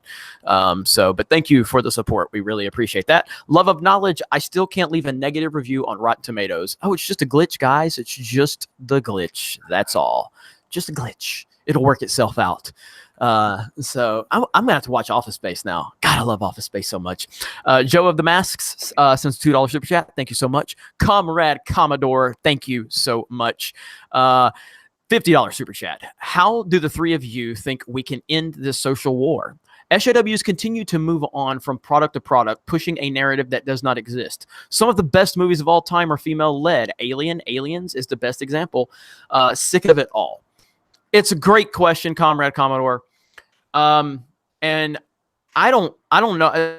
I think EVS is going to be someone he's been dealing with it for so long, and he's taught me so much about a lot of this stuff that we're in the thick of right now. But I mean, like, he's right though, EVS. I mean, how do we end the social war? SJWs continue to move from product to product, pushing their narrative that does not exist. How do we win the social war, EVS, in your opinion? We just have to succeed wildly while they fail. I mean, and they will fail. So it's important that we actually not just complain about what they're doing, but actually produce our own stuff, which is what Jeff and I are doing, but you're not. So, yeah, man, you're late to the party. Enjoy your 132,000 subs.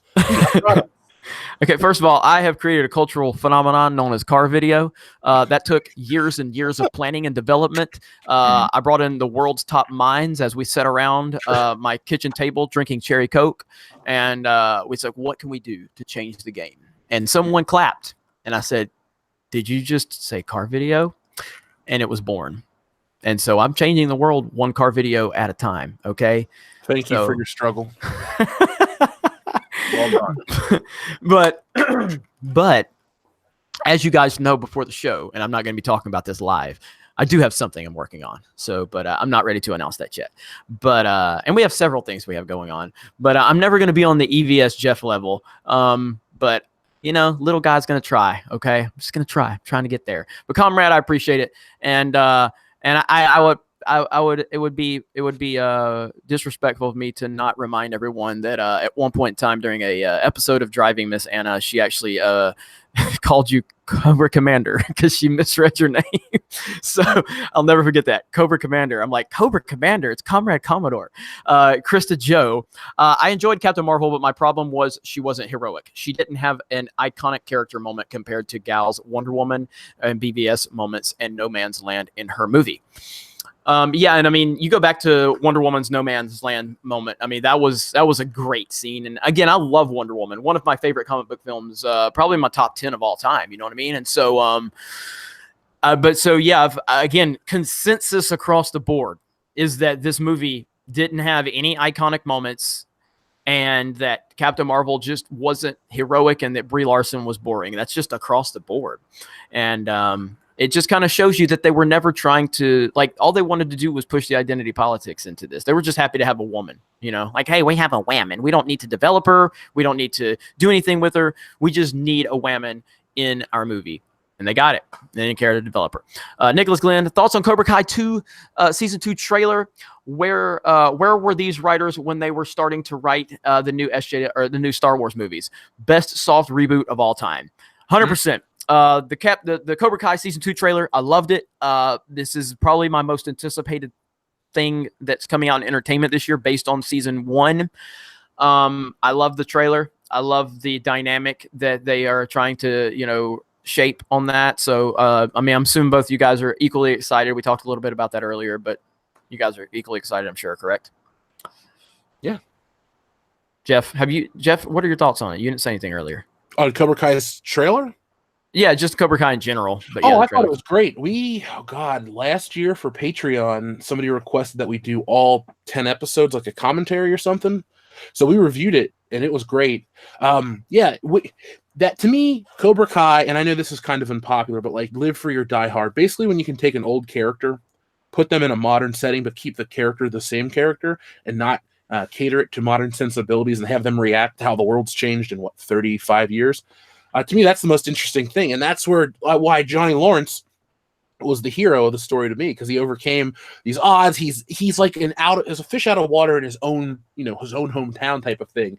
And for a lot of people, you know, even though I'm 30, I'm just like, what the hell happened to entertainment? What the hell happened to movies? Oh, this isn't acceptable. What's going on? Like, and that character, you know, is in the world in a much more extreme setting. But I think we can all relate, especially when we talk about the culture war, what the hell happened? And it's nice that something like Cobra Kai addresses it and kind of makes fun of it. And it lets me know, and a lot of people out there, that there's some sanity left in Hollywood. Don't give up yet. But it's usually the smaller content creators that have the best things to say. Yep. Well said. Well said. PB and Jamie says, an article from Forbes on Captain Marvel's success. So give us LGBTQIA superheroes and supervillains, along with folks who happen to be Muslim, Jewish, disabled, or whatever designation. We are truly in the end game now. Good Lord. We really are, man. Like, they're just going to continue to push this stuff into politics, and we have to stand up against it. Playing off of Comrade Commodore's super chat, you know, how do we win? We win by doing exactly what we're doing. You know, everything matters. Everything. You know, I've had so many people, you know, tell me, and same with EVS, same with, you know, World Class, Jeff, that they found inspiration through what we're doing. And, you know, there were people that inspired me before we really got any traction. And I still continue to be inspired by other content creators, regardless of the size of your channels. Just, you know, y'all have a platform. Y'all have an opportunity to speak out against it. Everybody's voice matters in this fight, because it's just one of these things that, you know, if you sit on the sidelines, you're not going to be doing anybody any favors. You've got to get in here. You got to choose a side. You can't be scared to choose a side. You can't be scared to speak up for what you think is right. And you can't be scared to speak up with common sense. You just can't. So you got to do it, because if not, this is the kind of craziness we're going to continue to deal with. So, and it's not going to happen overnight, by the way. Don't expect overnight results. That's what SJWs are all about, overnight results. And if they don't get the overnight result, it's time for them to jump ship and move on to something else. You know, you got to stay the course. Stephen Avery, Ethan, how are you liking your new sword? Gladius, now you're a proper Caesar. Meanwhile, Tico dolls everywhere are trembling in fear. I will chop all of these roast Ticos up with my new sword. All of them. I will make a video.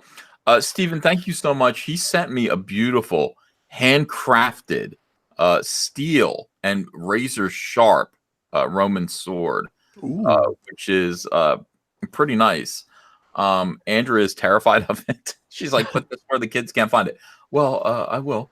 But first, I'm going to chop the heads off of like 6 Ticos at once. I've got it. This sword is going to make me the evil Knievel of Tico decapitations. How many can I do? How many at once? They're gonna be mad at you on Twitter. I can't wait. I can't Oh, yeah. wait. So, Look at this. This is a grown man, and he's just tearing up toys. Toys. Oh my god. Oh my god. It's okay to kill babies, but toys. Oh my god, no. No. so Demogeny, the mainstream media loves that guys don't like lady leads, or loves to say guys don't like lady leads, but dump on Alita at every turn. By the way, 22 million over the weekend. Hashtag Team Alita. Hashtag Alita Challenge. Keep on pushing. Again, their hypocrisy knows no bounds. I loved Alita. I'm happy that Alita is seeing some success, and I hope that I saw people actually comparing Alita's box office to Captain Marvel's. Like, it's a fair comparison, man. Like, are you kidding me? Like, it's a Marvel Cinematic Universe that's put in between two of the biggest films of all time with the Disney marketing machine behind it, and you're comparing Alita, saying, haha, Alita can't compare to Captain Marvel. What? It's unreal. Anyway, Jaeger Bomb, off subject. Ethan, do you know Brian K. Vaughan? He's writing a Gundam adaptation script. Should we be worried that this will go woke like the MCU? I was asked this last night. I don't know who Brian K. Vaughan is. Do you, EVS? You Brian. don't? No, I don't. Oh, Ethan, well, you know, right? Of course, I know Brian. I was just saying, like, man, Jeremy, you're missing out. Why the Last Man? That's a good comic. Yeah, Yeah. I mean, I might have read the comic, but I don't know the writers. I got a stack of comics sitting right here, but I don't know a lot of the writers. So He went over. He worked on Lost the last few seasons.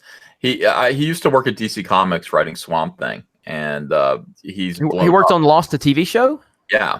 Really, I'm a huge fan. Like, that's like my favorite show of all time, but I didn't know he was on it. I knew what's his name. Yeah, obviously JJ started it, but what's the guy that really gets all the blame for it? Lindelof. Yes, Damon Lindelof. Yeah. And so I didn't know of Brian K. Vaughan's name though, but I love Lost. So Yeah, me too. people kill Lost, but I love it. It's my favorite show ever. Anyway, go ahead. Well, I mean, that's it. You know, he's an well, I don't know if he's an SJW. He's a leftist. He's a liberal. You know, so I don't know. Okay. Do you love Lost also, EVS? Yeah, of course I do. I've seen it Good all man, the way good through man. 5 times. Oh, it's my favorite show ever. And I liked it more the second time. Not that, I mean, I loved it the first time too, but I didn't like the ending that much. But when you watch the show and you understand, like, the ending makes sense, but you have to understand what you're watching. It's an amazing series. I love it. It's my favorite series of all time. So, so I did not think EVS and I would agree on that, but I'm happy we do. So now watch all the Lost haters come in there. They're about to swarm the chat now. But people don't like the ending of it. Look, the ending is okay, but the first 5 seasons of it, I would say, are really, really good. I love. Let's see. Sinster says, Desmond, brother. I love it.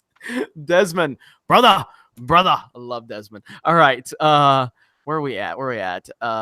Beckinator says it's at 63% right now. That popcorn is standing tall like the Hollywood boner that the SJWs all got for that stupid movie. So now it's up to 63%. Wow. So it went from 34% to 63%. If anybody has ever paid attention to these audience scores, you know that there's just some jacked up stuff. Like, it really is. Come on, man. Chad Nielsen, yes, EVS, we hear you. Put the bunny down. Put the bunny down. Well, I actually chopped its ears off. I got a chocolate bunny that was 3 feet tall, and that's what they're talking about. Chopped its ears off today. Went to town on it.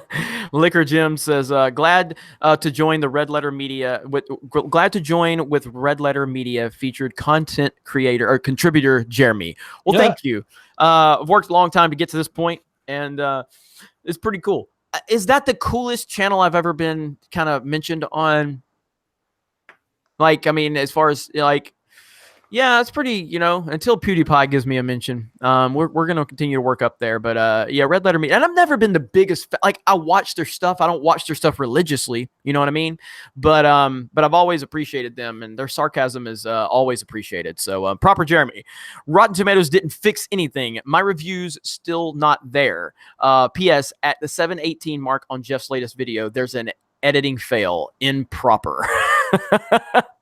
So this is at 718 mark on Jeff's latest video. There's an editing fail, improper. There you go, Jeff. 718. So I'll make sure I take the video down and all my other videos and live to the lofty standards. Angry Toy Box, no questions. Just want to support my brothers in the fandom menace. Well, thank you very much for that. And if you don't mind, smash that melee button. Simple request from a simple man. Let's get us up to 1,000 likes. We appreciate that so much. Batgoat said, if Puge joins the Jer Army, wow. It will happen. It will happen. PewDiePie will join the Jer Army. Force Ghost Jeremy has been on a mission to try to get PewDiePie to give me a shout out. So we're going to continue to make that happen. Harrison Ford, Jeff failed to keep me in the basement. Jeff, got some splaining to do. Well, can't tell anymore. Sorry. Green Adrenaline 6405. EVS and Jared. P.O. Box mail soon. Sorry, Jeff. Next time. Okay. Jeff got left out. That's all right. And yes, I got like stacks of shit I need to open up. I get a ton of shit. So and I know Zebulon Pike super chatted earlier and said that I ever do the video. I did not. I mean, I did record the video and I accidentally deleted it, so I'm re-recording tonight. But I have seen all the stuff that you and Ruthie sent me. Zebulon, blown away, buddy. Oh my god. Incredible. So I'm going to upload that tomorrow to my personal channel, D-Day Cobra, DDAYCOBRA. All right. Bruce Lombardo, we could be talking about things that make us happy, like extended universe Star Wars. Captain Marvel is sucking the fun out of my escapism. I agree with you. We could, but the problem is if we don't address these things, then these things are going to ruin everything that we love. And they're already impacting way too many things. You know what I mean?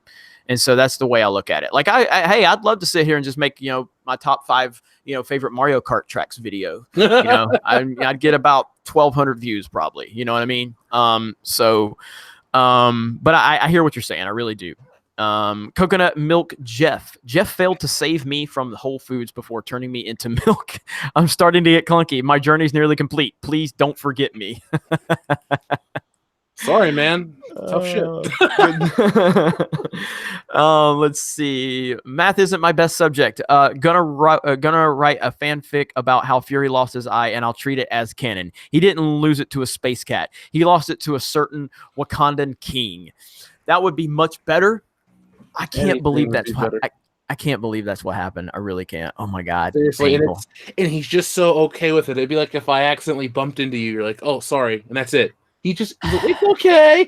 He fucking eats dinner and does these dishes without an eyeball, and he doesn't say anything about it. He's just so happy. Oh my god. Oh, so bad. So bad. I'm depressed. Anyway, Riff Magos, a small contribution to the wise words of the High Council. Thank you, Riff. We appreciate that, as always. Let's see. Math isn't my best subject. What if the Skrulls are playing Captain Marvel for an idiot and they're still the bad guys? I didn't see the movie, but would that be possible or no? No, not at all. Not at all. Dude, it would take like multiple. The thing is, if that would be the case, why would you not have that set up here to where anything could happen in the next Avengers movie, which comes out in 40 days roughly? Mm-hmm. I mean, they're acting under the guise of, we'll have 5 more Captain Marvel movies. I don't think you will.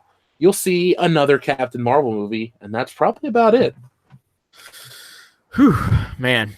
This is so bad. All right. Malaziz 3283. Have you guys seen a preview for that garbage looking new Doom movie? Josiah did a reaction for it here for the channel. I have not seen it, but Josiah did a reaction for it here on the Geeks and Gamers channel. Have you guys seen it? Yes. Not that bad, huh? It's embarrassing. I can't. It's 2019. How the hell is this getting made? I saw a screenshot. I don't know if it was edited or what, but apparently like the official Doom account like tweeted to somebody and said we have no involvement in the movie or something like that. Yeah, so I saw that on the Quarterings video. I was like, wow. So wow, I'm gonna have to look into this, and I guess Josiah's reaction is doing pretty good. It's got about 8,000-9,000 views, so I have to check that out. Monochrome Mandalorian. So I haven't seen Cobra Kai. Did they ever explain why Johnny becomes a villain, even though he turned good at the end of the movie? Seems like a plot hole to me, but I don't know. It's not a plot hole. They address it. Yep. And dad and how everything happened to him post Karate Kid. Yeah, I would recommend if you have any interest whatsoever, you really need to watch Cobra Kai. I mean, it truly is fantastic, and there's truly, to me, it's pretty flawless. Yep. It's pretty flawless. I mean, it's so goddamn great. So, And he's really all right. not necessarily the bad guy. The beauty of the thing is, like, Daniel-san's kind of the douchebag. Yeah, and it's just so well done, man. Because you're thinking he's gonna be the bad guy. You know, it's so good. The Rookie Critic. Has any YouTubers been shilling for Rotten Tomatoes? A few, but not any prominent ones. You know what I mean? That I know of. So I don't know if you guys have seen anybody. I mean, yeah, I mean, you know, the Campias of the world and all that, but Yeah, he's not you worth my time to watch. Right. Yeah. So let's see. The West 18 Racing. Do you think the Disney streaming service will be a success or a flop? I'm gonna guess it's gonna be on Hulu. Honestly, I think it's going to do good. I think it's the future, man. And I'm going to order it. I'm gonna hate to say it. I'm going to have Disney Plus. I mean, EVS nailed it when he said it's the future. I mean, streaming services are the future. Disney has the knowledge.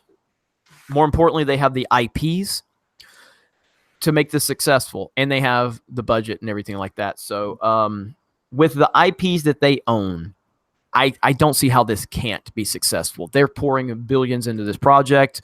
They're putting all like the entire Marvel Netflix division is gone now. All of those series that were so well received are gone, all because I don't know what their plan is. They're going to Hulu. Apparently, that's a rumor because remember, Bob Iger says no adult content. And this is all family friendly shit.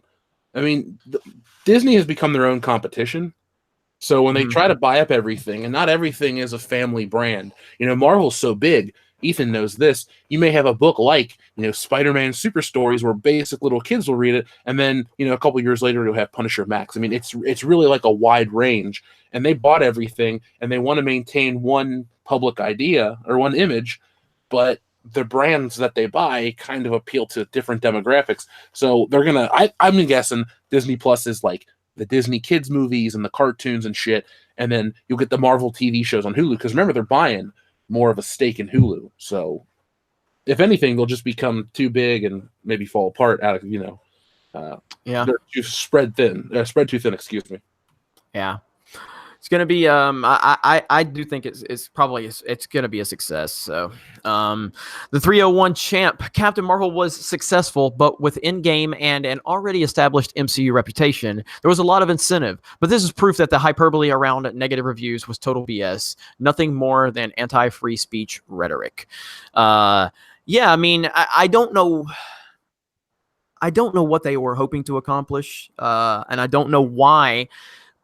They continue to just give the worst excuses ever. It was a glitch. I can't, like, when did they release that, Jeff, that it was a glitch? Hold on, I think it was the 8th. Oh my god, I'm gonna have to make a video on that, and I'm gonna have to bring the Office Space aspect into it. I think I'm gonna have to work on that. So I'll go back and edit that 7-minute mark and put the Office Space joke to beat you to the punch. Oh boy, yeah. So it's the Rotten Tomatoes is right now is the gift that keeps on giving in terms of content for YouTube. So Stone Cold Jeremy, EVS, the new spokesman for goldfish. Eat them before they eat you. Servant of God 777. Hey, the EVS, did you eat the 3-foot chocolate bunny yet? Well, the ears. Just the ears, yeah. So, Kip Duran says, started a YouTube channel and gave you shit just so you'd buy me a hooker. Also, please do a live stream in a fedora, bow tie, and a monocle so we can see you respect the women. Yeah, I told everybody. So this guy made a video on me. Basically said that Captain Marvel's box office smacks geeks and gamers down. And I look at his channel, and he's got like a flat bill hat, and he's trying real hard to respect women. And so, like I told him, oh yeah, man. I mean, it totally smacked me down. So I did a live stream. Basically said, hey, okay, look, man, I'm gonna teach you a few things in life. Okay, you clearly are trying to get laid, and I understand this, buddy. I really do. So I'm gonna give you a few tips. First of all, take off the flat bill hat, take off the sticker off your flat bill hat, and stop pandering to Captain Whammon. It's not going to get you laid. These SJWs don't want to fuck you, okay? They don't. So I'm going to buy you a Canadian hooker because he's from Canada. I'm going to buy you a Canadian hooker. I'm going to help you out, okay? I'm here to help you out. So then I inspired everybody else. Like, if you really want me to buy you a hooker, just make a YouTube video, talk shit about me, and I'll buy you hookers. So, The Canadian hookers smell like maple syrup. I mean, that's No, they taste like it. so it just comes down to this, man. If you talk about me, I win. You can't beat me if you talk about me. The only way to beat me is to ignore me. Ignoring me does drive me crazy. So anyway, and I know this other guy can't stop talking about me. I've seen there's way too many YouTubers going after me right now that I can keep up with. I don't even know if you guys are being serious now. I don't know if you're just trying to fuck with me so I'll mention you on a damn live stream, but I encourage it. Okay. Zebulon Pike, let's see. Jeremy, did you ever do the unboxing video with PO Box? Yes, like I said, I'm gonna upload that tomorrow on my personal channel. And dude, Zebulon Pike sent me an amazing box of goodies, Star Wars stuff. I'm blown away, man. I really am. I'm actually, you know what, Zebulon? I'm giving you my phone number. You deserve a phone call. I'm giving you my phone number. I'm gonna email you my phone number. What you sent me is incredible, and I appreciate it. So on my personal channel tomorrow, I will upload that. Dante Reeves, after Endgame, the MCU needs to take a back seat. I don't know, man. I don't know what's gonna happen. It's going to be interesting. So I'm not letting EVS speak tonight. He is in a hospital right now. He's been in a vicious I car didn't wreck. want you to tell them that. So yeah, I'm okay, guys. I'm all right. Like I know that's why he's been muted, because of all the beeping and all that stuff, and the nurses are coming in there. Like it's I have tubes up my nose right now. Yeah, it's a very, very difficult situation right now. I didn't really want to let that information out. I'm sorry, EVS. I apologize. I didn't even give a spoiler. I didn't even give a spoiler alert. I apologize. So. I'm just surrounded by nurses who are watching me slowly die, but it's no big deal. I'm here. I'm on the High Council. EVS bunny coma.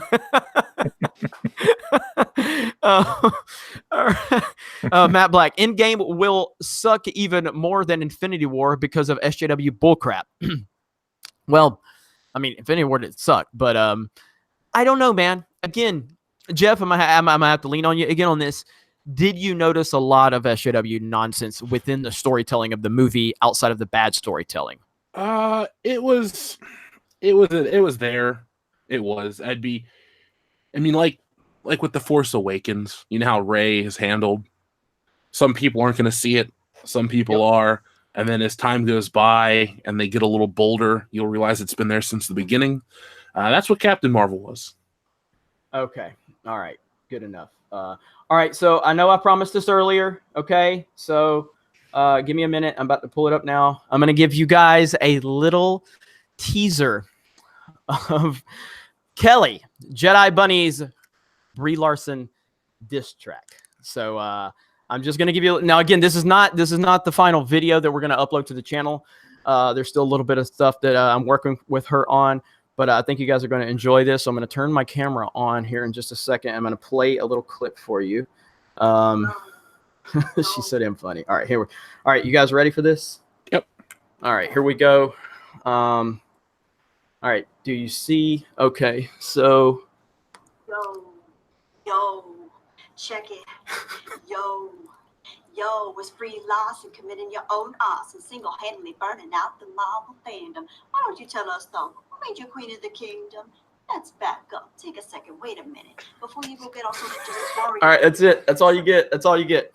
So that is from Jedi Bunny, from Kelly. That's something that she just randomly sent me the other day as just being funny. She needs and a I'm backing track, Jeremy. I don't know why you haven't provided her one. Say what now? She needs a backing track. Oh, she would get one. That was just some test footage. We're still working on it, but she's great. So she sent me this clip. It was like a voice clip, and I've never gotten a voice clip from her. And I'm like, why the hell is Kelly sending me a voice clip? And so I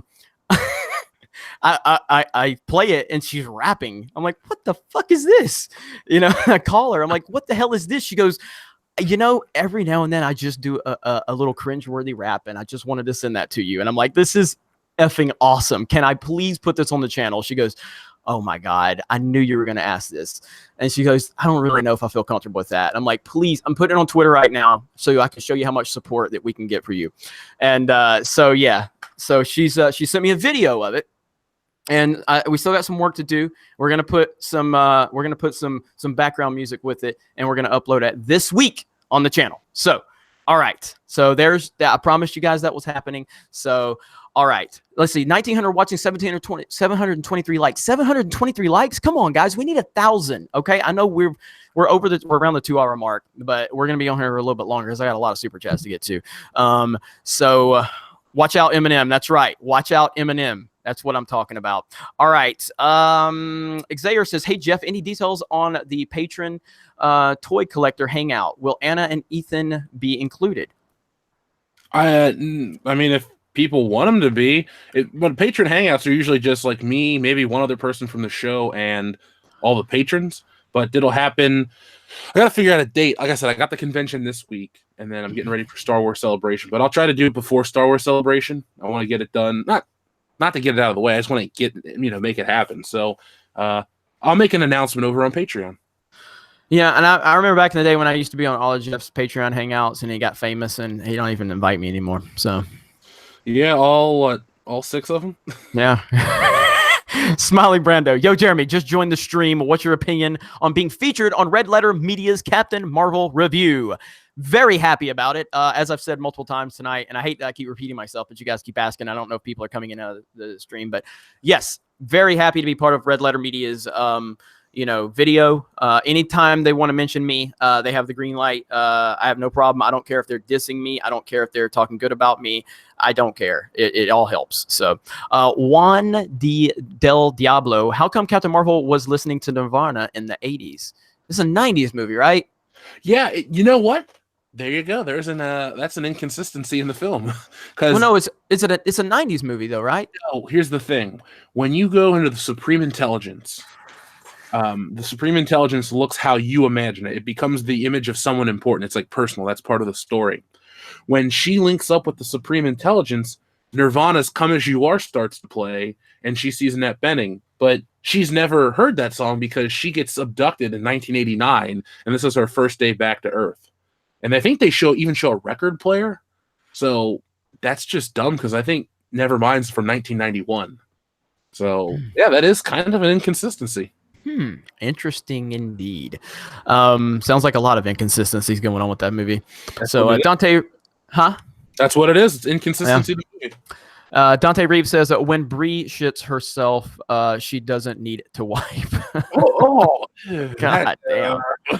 Not a visual I needed. Not a visual I needed. Mattuine says, can you speculate on how many people went to see Captain Marvel more than once Thursday through Sunday? Does the 154 million mean less if it says, if let's say 1/3 of the moviegoers were the same people? No, it doesn't. I mean, it does, but it doesn't. Like, at the end of the day, the box office is the box office. You know what I mean? I heard that there was a lot of pre-sold tickets that never showed up. Very interesting. I don't know if you guys have heard about that. Have you heard about that? No, I haven't really been looking into the ticketing controversy too deep. Yeah, there were reports that theaters were saying there was a significant amount of pre-sold tickets that never showed up to the movie. So just saying, and I'm not saying that actually happened. I'm just saying that those reports are out there. That's all I'm saying. So, it's just another layer to this story. But as far as if the same person pays to go see the movie multiple times during the weekend, you can say that can, take away from the box office, but that literally happens for every big movie, I saw Incredible Hulk twice in the first weekend it came out because I fell asleep the first time, but still, I saw it twice. Well, yeah, I mean, go back to the Dark Knight Rises. I saw the Dark Knight 3 or 4 times opening weekend. You know what I mean? And the same with Dark Knight Rises. So, I mean, that if people theoretically, if people are going to see a movie multiple times opening weekend, that shows you that it is impressing the audience to make them want to go back for repeat viewings. That's what it would tell you in theory. So, all right, where are we at? The Wise Racing says 18 says, thanks for not reading my super chat. I did earlier. I did get to it. So I got you, bro. I got you. Monochrome Mandalorian, Peggy Carter. Am I a joke to you? Yeah, she doesn't even get mentioned in the MCU anymore. Do you guys notice that? Yeah, but they also made a mistake too in Captain Marvel because the way Shield was handled in this movie, they treat it like it's this newer division of the government that's really never seen anything. But if we go back and look at Agent Carter, a lot of that stuff is inconsistent. So yeah, Agent Carter was kicking ass. I watched every episode of that show. Yeah, I don't want to hear this whole Marvel fans hate women bullshit. Put out good stuff and we'll watch it. Don't cancel the good stuff. Thank you. James Hancock says, Geeks and Gamers, Jeremy, can I send you a pic of my new Geeks and Gamers hoodie? Yes, you can. Jeremy at geeksandgamers.com or private message me on Twitter. And, I'll check it out. And I appreciate you guys going to the new Geeks and Gamers store. We are actually, this is a good problem to have. Okay. We're running out of inventory on our Geeks and Gamers store. I appreciate that. I am working on not only replenishing what we are running out of, but we are actually, and again, just like I told you, if you guys go to that store and show me that you want this merchandise, not only will I replenish, I will add more merchandise. So that's exactly what we're working on right now, adding more merch to the Geeks and Gamers store. Thank you very much. I sincerely appreciate that. And, that's a sign of the brand and what it's doing when we're selling merchandise at a high rate. And so thank you so much. I guess it's time for me to do that with mine too. Shit. Yeah. I'm being alerted, by the way, to Amber Heard. Are you guys aware of what's going on with Amber Heard? No. And Johnny Depp? Yeah. I just looked into this. Stephanie B, you want a Geeks and Gamer sticker? Private message me on Twitter. You'll get one and a t-shirt. I owe you a t-shirt. I'm sorry about that. No, but I was just alerted about this earlier, EVS, and I started looking into it so I could try to make a video. So basically, if you know, go ahead. I mean, if you're kind of caught up, I'm still looking into Johnny it. Depp supporters are calling for justice, Jeremy, as more details surrounding his lawsuit against Amber Heard come to light. Earlier this month, it was reported that Depp was suing his ex-wife over her allegations of domestic abuse, allegations she addressed last year in an op-ed for the Washington Post. Well, Depp countersued her, and his lawsuit referred to Heard's claims as nothing more than an elaborate hoax and presented actual evidence that suggested that Depp was the one who endured physical abuse during the marriage, not the other way around. The op-ed depended on the central premise that Miss Heard was a domestic abuse victim and that Mr. Depp perpetrated domestic violence against her. This is what the complaint says. Though Heard's Washington Post piece didn't specifically name Depp, attorneys said that the implications are categorically and demonstrably false. The suit also claims that Heard's abuse allegations have been conclusively refuted by two separate responding police officers, a litany of neutral third-party witnesses, and 87 newly obtained surveillance camera videos. Get ready, surveillance camera videos of Amber Heard beating the shit out of Johnny Depp. The lawsuit refers to an alleged incident in which Heard threw a bottle of vodka at Johnny Depp, resulting in an injury that required hand surgery. The suit also accuses Heard of punching Depp as he was in bed, kicking him on numerous occasions, and even staging her own attacks. Now, unaware that members of Mr. Depp's security team, including an 18-year veteran of the Los Angeles County Sheriff's Department, were mere feet away, Ms. Heard falsely began yelling, "Stop hitting me, Johnny," court documents state. The interaction culminated with Ms. Heard making false allegations that Mr. Depp struck her with a cell phone, hit her, and destroyed the penthouse. There were multiple eyewitnesses to this hoax.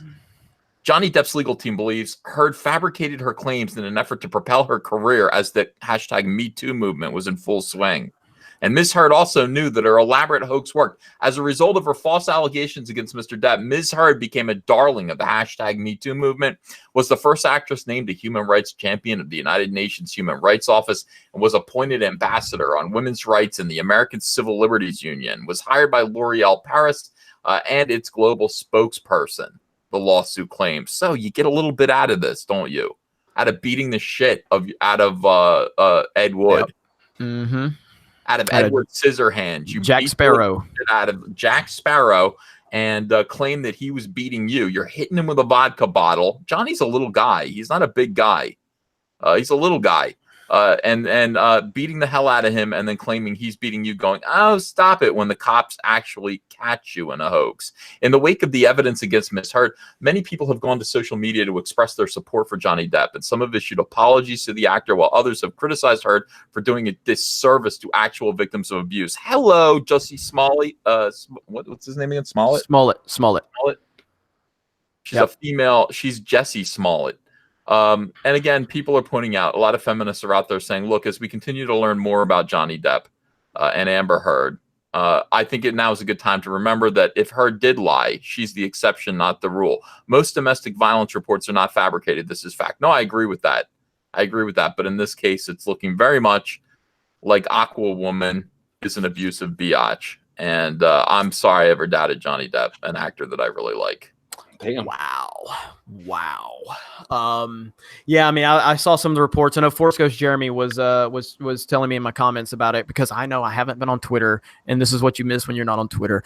It's a double-edged sword. But I'm stunned by all this, because I remember they've been going after Johnny Depp. I mean, they've been going after him bad. And again, believe women, believe women. You don't wait for due process. You don't wait for facts. It's another Chris Hardwick situation where it's just you believe the women. And I believe in due process. I believe that, there are people that no matter their race or their gender, they do bad things. And when there are accusations, we wait for due process, and then we see what the facts are, and then we can make an educated decision on the situation, not based on race and gender, based on the circumstances that have been presented to us. But that's a little too complicated for Twitter, for woke Twitter. Yeah. And just like the Jussie Smollett situation, the people that have vilified Johnny Depp, if all of this turns out to be true, the people that have vilified Johnny Depp based on a lack of information and nothing but agendas and narratives, they will not apologize. They will not address it. They will run and they will hide, and they will find someone else to attack, just like with the Jussie Smollett, with Ava DuVernay and Kamala Harris and all of these other people. They just went the fuck off about how America is so racist and Trump supporters are so horrible, and this is such a terrible thing to happen to such a wonderful human being. And as soon as the facts came out, what did they do? Well, Ava blamed the police. Ava DuVernay's like, oh, well, it's the Chicago police. I don't believe anything they say. What the fuck are you talking about? Oh my God, yeah. I'm looking at pictures now of Johnny Depp's bruised face. She beat the living hell out of him, dude. She beat him like a rented mule. She beat him. Pictures are the police have released all the photographs. This is stunning. Yeah, this is really shocking and horrible. And I can't believe women would treat Johnny Depp this way. I can't believe any woman would treat Johnny. I know people are saying, yeah, but he doesn't like Trump. Yeah, I got it. That's fine. I understand most of Hollywood doesn't like Trump, but I respect him as an artist. And I'm looking at pictures of his bruised, beat up face. And for this record, it doesn't matter if somebody doesn't like Trump. They don't deserve to get fucking shit beat out of them. Like opinions need to be tolerated on all sides of the political landscape of movies and everything. So I know Johnny Depp. I know his thoughts on Trump. I've heard all of that. I've heard Chris Evans' thoughts. I've heard Mark Ruffalo's thoughts. I don't care what their thoughts are. Nobody deserves to have the shit beat out of them and have a Twitter witch hunt based on Me Too come after them with no facts to support the witch hunt. This is horrible. Perez Hilton has a new article up. New photos show Johnny Depp with a black eye after alleged altercation with ex-wife Amber Heard. This is awful. What is the matter with these women? What are they doing?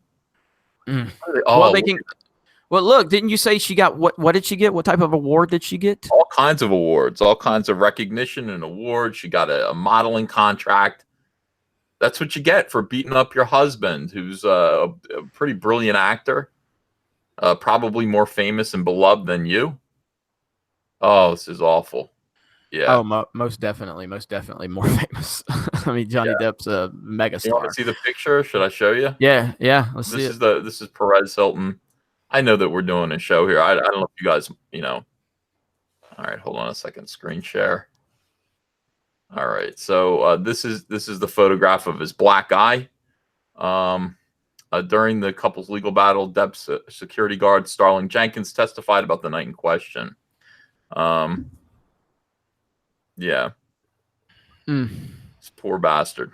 Or I know Johnny there's isn't there a picture of his finger that got cut off or whatever by her? I don't know. I haven't seen that. Something I don't know if that was somebody just fake news that somebody was spreading around, but I could have swore there was a picture of like his finger that was cut off or whatever. Oh my God! Well, she was punching him in the face. This is April 21st, 2016. He was late for Heard's 30th birthday dinner. When he returned home, Depp claimed Heard was upset and began criticizing him. He claimed she was reading in bed. He was reading in bed when Heard became aggressive and violent, punched him twice in the face. An employee took a photograph.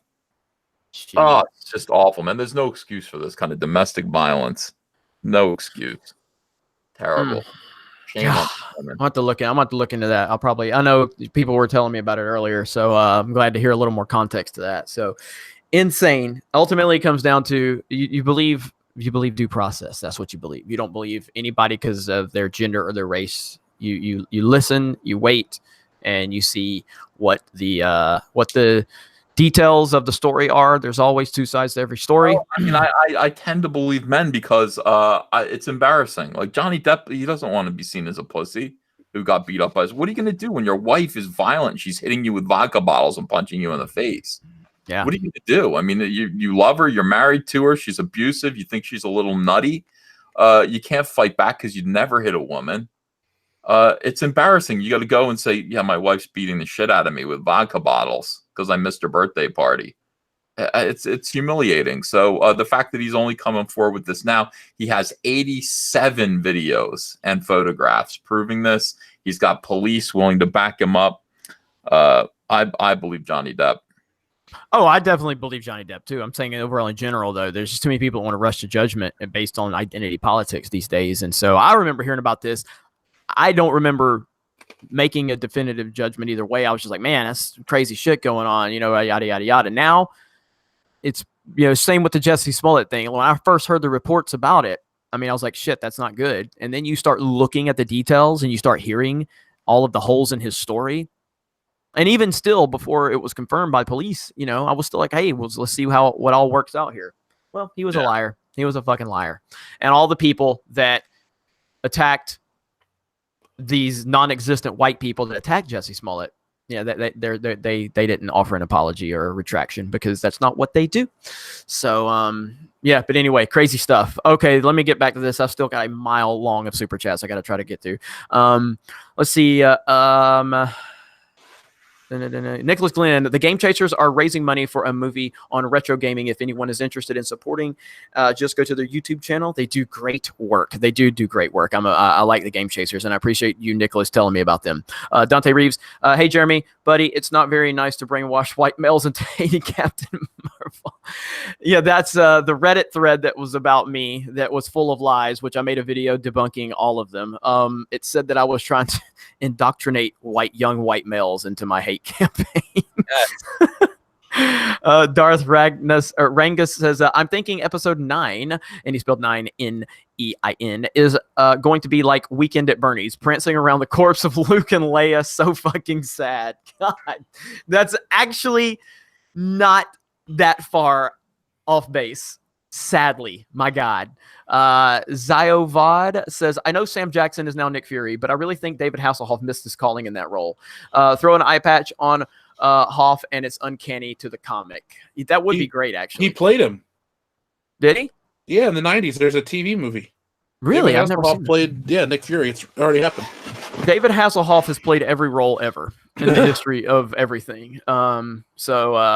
Good stuff. Forge, I really enjoy your P.O. Box videos. Keep it up. You're probably talking to EVS because I've not done any yet, but I am recording my first. You know what? I'm going to go ahead. And I'm going to give you guys a little teaser. I'm doing teasers tonight. So I'm going to go ahead and give you Zebulon and Ruthie, but I'm going to show what Zebulon gave me. And then check this out. All right. Look at this. Look at that. Ooh, Revenge of the Sith Star Wars figures. Yeah, dude, I mean, a box full of them. These things are going on my wall. And then Ruthie, along with so many other things, sent me this Sopranos entire season. So, It's a great show. I'm on the last season, dude. Be prepared to lose a lot of your time. Yeah, so, and Ruthie sent a lot of stuff. Amazing. And so yeah, I guess you guys have requested me to do unboxing videos, so I'm gonna start doing them. So I appreciate it. I've gotten a lot of stuff over the past few months that I haven't done, so I can retroactively do some of those if you want me to. When's your next one coming out? I'm gonna upload mine tomorrow on my personal channel. So Okay, I guess I'll make one too. Maybe we'll try to, coordinate. We'll both have unboxing videos. Like, watch his, watch mine. yeah, if yours goes up before me or vice versa, I'll just link to yours on my pinned post, and I'll say, hey, if you want to check out World Classes, go to his channel. So I gotta go to the store. People sent really cool stuff. Ethan, if you need Rosticos to decapitate with your sword, please call me. Ethan had to step away for just a minute. He said it in the chat, so he didn't hear you. So, all right. Wanderer says, I was glad to see Plank from Ed, and Eddie get work as Captain Marvel.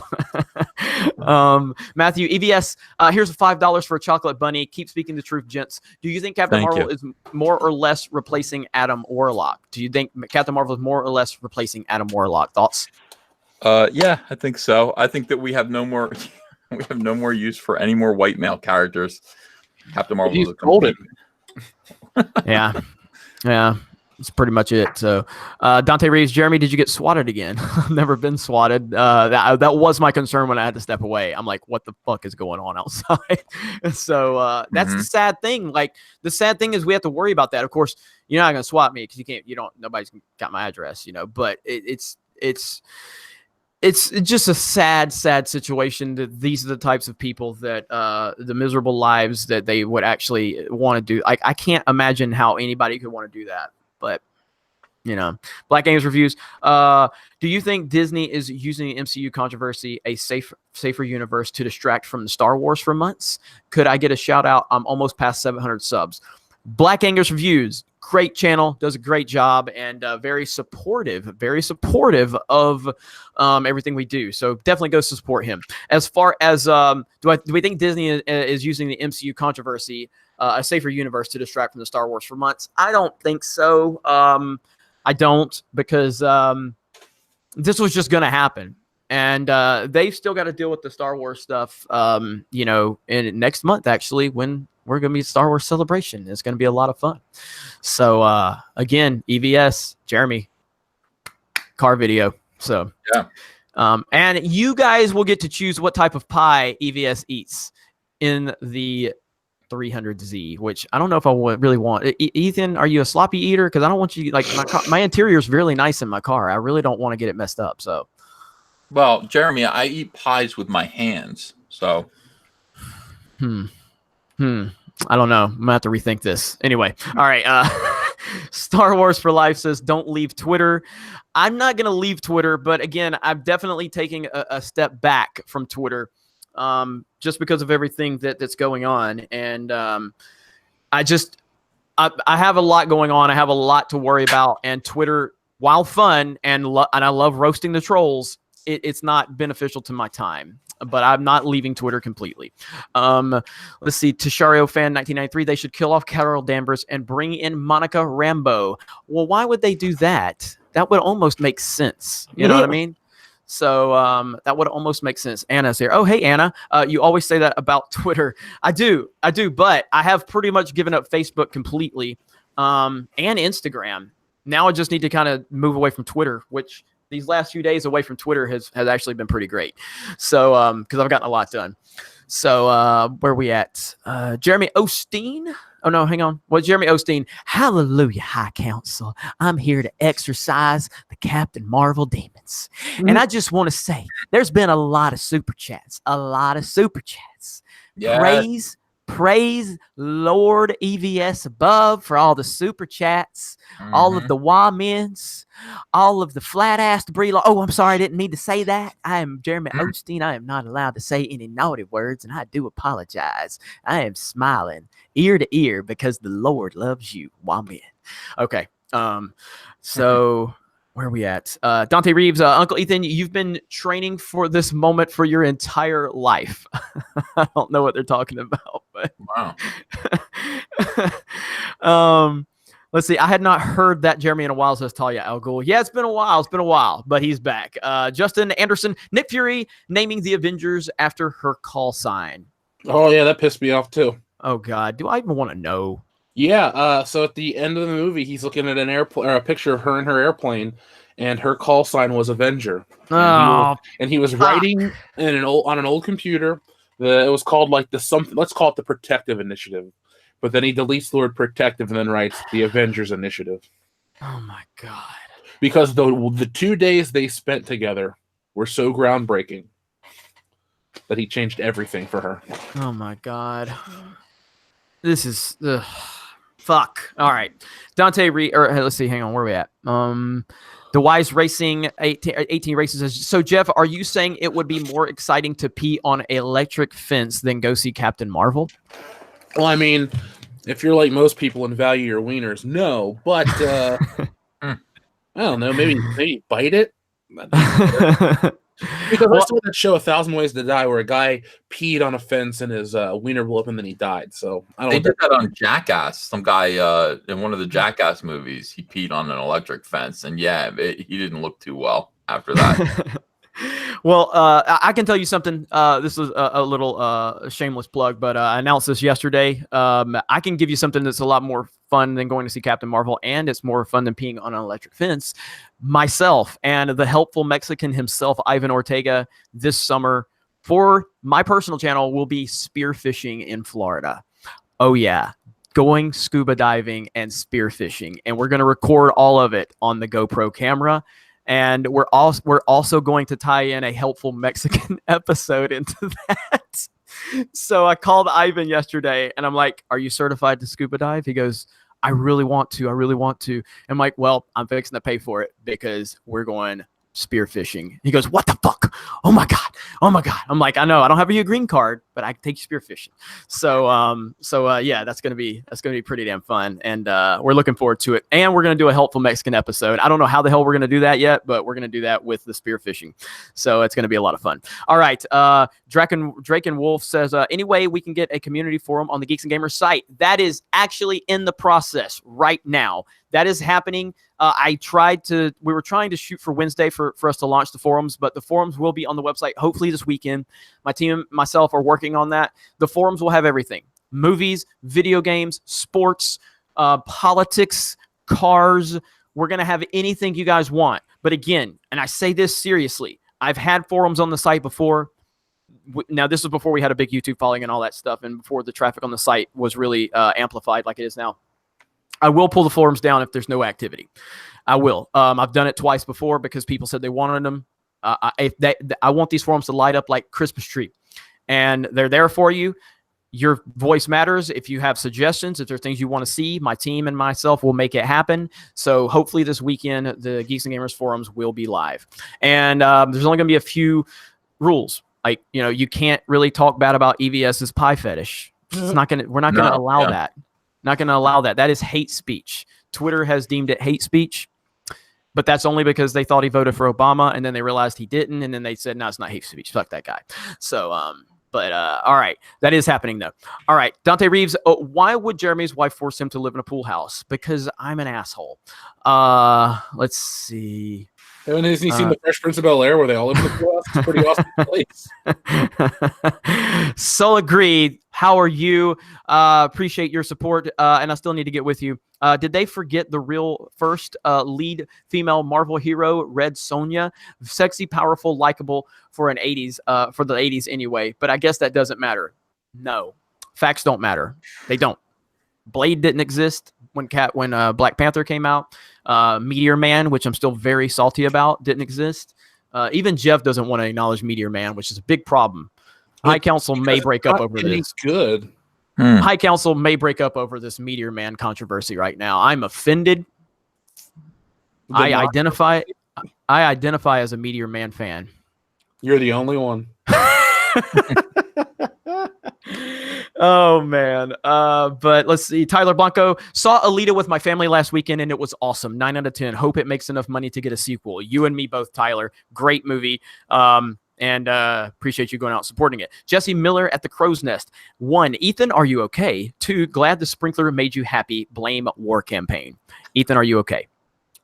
Yeah, my catheter is a little bit uncomfortable, but I'm okay. I'm bleeding from my ears, but I think I'll be all right. Dante Reeves, Alita did well in China and Japan, but bombed in the States. I don't know if it bombed. I mean, can one of you guys pull up, Jeff, can you pull up the Alita domestic box office numbers? Did it cross $100 million? It's close. But bombed, it definitely underperformed. I don't know if you can call it a bomb. I don't know what the budget was on it though, so I might be wrong. Okay, so according to Box Office Mojo, as of March 11th, 2019, Alita Battle Angel has a domestic box office of $78,692,765. It has a budget of $170 million. Now, worldwide, it has grossed $300 million for a grand total of $382,817. So it's past, it's made money even if you double the box or the budget. I won't call it a bomb. Definitely underperformed. I wouldn't call it a bomb based on the fact that that Star Wars girl just said it, but I mean it's based on an anime. It's America domestically, and I'm not gonna sit here and act like I'm the biggest anime fan because I'm not. But knowing that animes are like it's relevant here, but it's not something that's going to just pull in the big bucks. But I think Alita's done pretty good. And I hope that we can continue to get it to the point where it gets a sequel. We'll see. It definitely deserves it based on the storytelling alone. So word of mouth, continue to tell your friends about it, tell your family about it, talk about it on social media, get the word out there. It's a movie that deserves it, not because people are trying to hype it up to combat Captain Marvel, but because it deserves it. And I, as someone that did not go see this movie when it opened, and only went because I got an onslaught of people telling me to go see it, and I went and saw it, and I loved it. I thought it was fantastic. So, Dante Reeves, Uncle Ethan, you just seem you can't seem to help yourself eating pies and smoking crack. You're not slick, EVS. I caught you doing it this time. What are you talking about? I didn't do any of that. You don't smoke crack, do you? No, I've never smoked. That's a deal breaker for me. I can't. No, I don't do any drugs. And then for the kids out there, don't do drugs. None. Yeah. I have never, ever smoked a cigarette. Well, you don't drink, though, Jeremy. Yeah, I don't do anything. You don't have any kind of fun. Not a fucking bit. But I can drive a 300 ZX unless it's battered and fried. So I'll drive my Z. That's all I need. Otto Mata says, better Fury lost an eye to the song Cat Scratch Fever. Black Angus Reviews, Goose is the Muhammad of Wakanda sent by Bast. Fist Zod, Last Zod. Thoughts on YouTubers like Robert Storm hopping on the shill wagon to the YouTube algorithm? I mean, again, man, I know people, like, I responded to this guy already. This guy is so annoying. Like, I know he's after me. And that's fine. I encourage anybody who has a problem with me, or if you think that getting attention by going after me is what you need to do what you need to do on YouTube. I'm fine with it. All I can say is go to Film Gob's channel and look at his video on Robert Storm, because that's far better than anything I can do.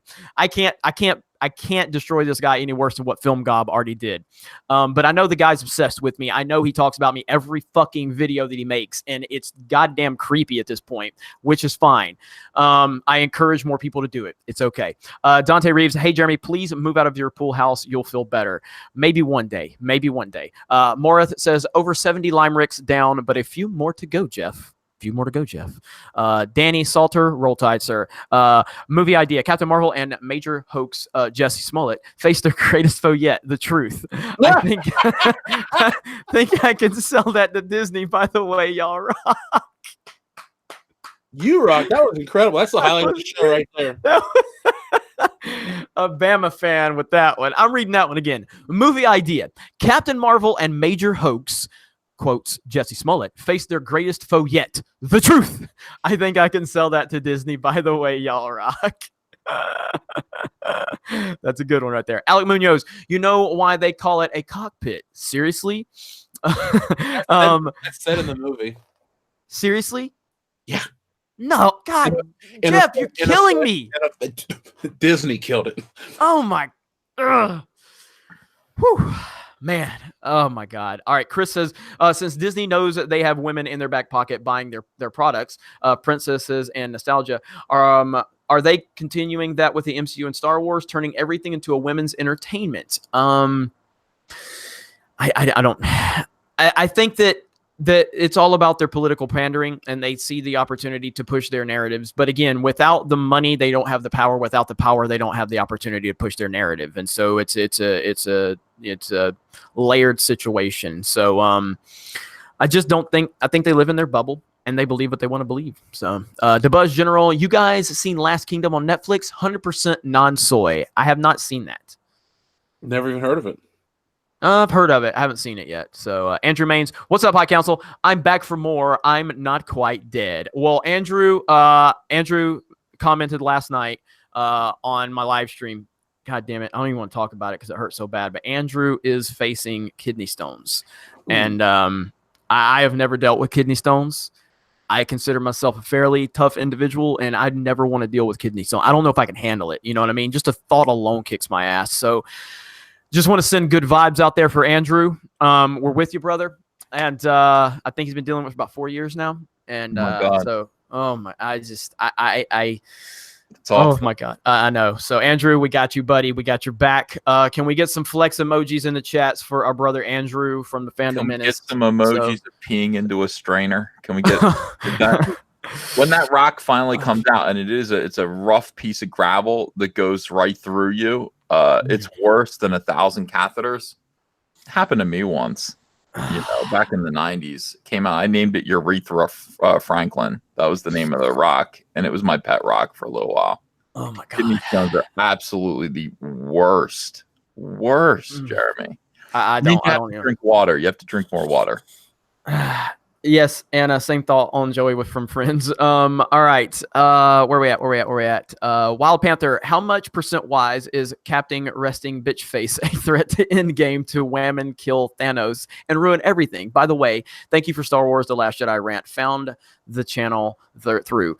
Well, thank you. I appreciate that. So many people found the channel through that. Yeah, we've kind of talked about this. Like, what are the odds of her getting involved with with killing Thanos and stuff like that? Jeff, give us a quick version of your answer earlier. Based on seeing the movie, she'll be a big part of it. That's a scary thought. Now I don't know if she'll be as overpowered as Kevin Feige and all the people in the media have been building her up to be, because the Russo brothers are smart. So I think they're more focused on a good story. But the chances are good that she really could. Metatech, Alita beat Mojo's estimates by 25,000. Captain Marvel release weekend. By these numbers, at least 3,000 of us took part in the Alita challenge. Fandom Menace is real. Hell yeah. That's what I'm talking about. Thank you for that information. Jesse Miller at the Crow's Nest, doing a post High Council show on my channel. Jesse Miller at the Crow's Nest. Hail D-Day Cobra. La la la la la la la la la. That's right. Good old Serpentor, Cobra La. Dark Star 57, and Amber got a real sweet custom Mustang by Chip Foose, thanks to Depp. Well, that really pisses me off now. Installation 7, this is for real, guys. Alita rocks. A solid, well-made film that deserves more attention than it's getting. Support Alita. It's definitely worth your time and money. This is the type of film we want. And this is what separates us from social justice warriors and NPCs. We offer solutions when we have complaints. They don't. They never offer solutions. They never offer constructive criticism. They never offer anything productive. We see something going on with the entertainment industry, and we're like, we don't like this, but we do like this, and we would love to see more of this. We are offering you a solution to the problem that we are identifying. This is something SJWs never do, and they never will, because they don't have layered thinking ability. So keep up the Alita challenge. It's definitely having an impact. I know the SJWs are going to look at it and go, "Oh, Captain Marvel made so much money. Nobody saw Alita. They pay attention to no details whatsoever. Okay, they just see flashy color. They're Transformers fans. Okay, they love Michael Bay's Transformers. Those are the type of people. They just are entertained by nonsense." Let's see. Steve Johnson, thank you for super chat. Appreciate that. Sharu, anyone here planning to cover the empty theater situation for Captain Marvel? I feel like it needs some more high-profile coverage. I am going to look into that. EVS, are you going to look into that? Yeah, I'm definitely going to look into it. Yeah, and if Jeff does, I mean, that's the highest profile person here. So if Jeff does, it's going to get like 6 million views. I mean, at this point, I think Jeff's probably going to be on Pew News in a few weeks, just so PewDiePie can be like, man, if I'm going to stop T-Series, I need to get Jeff from World Class Bullshitters on. So, I'm a good ally to have. I think my next video is about Star Wars though, so Captain Marvel's so yes, we are looking into that. Again, it's one of those things that we got to do our due diligence on that one for sure. Luis Ortiz says in Avengers Fury Road or Fury in Avengers That's awesome. in Avengers Fury didn't know about extraterrestrials. He said the weapons of mass destruction that Cap found were because of Thor, the Destroyer. I'm not talking about that. I'm talking about Agent Carter and that kind of stuff. If that was in regards to my earlier. Okay. It might have been. I mean, that was sent about 8 minutes ago. Or no, 12 minutes ago. Yeah, it would have been. Yeah, I was talking about how Agent Carter and other stuff doesn't necessarily set up alien invasion stuff, but it sets up other. Basically, the way Shilds presented is it's new and they don't know anything. Okay. All right. Jedi Knight and friend to Captain Solo. I liked Bree and Captain Marvel. Jeremy Osteen, pray for me. Well, son, there's some people that are just lost to the devil. You're just lost to the devil. Jeremy Osteen says if it's flooding outside, don't bring your ass in my church. Okay. Steve Johnson. Disney could have bought these no-show tickets to bump the box office, would have gotten 90% back and only lose 10% to theaters right off for advertising. I do understand that. I do. But I don't, man, I just don't know. I don't know if I want to throw those accusations out there necessarily, but it's out there. People are saying it, and that's all I'm going to say. Jeremy Smith, Captain Marvel next movie will be Surviving Thanos. Jeff has given me no hope for Endgame after this show. As you should have done. Good Lord, man.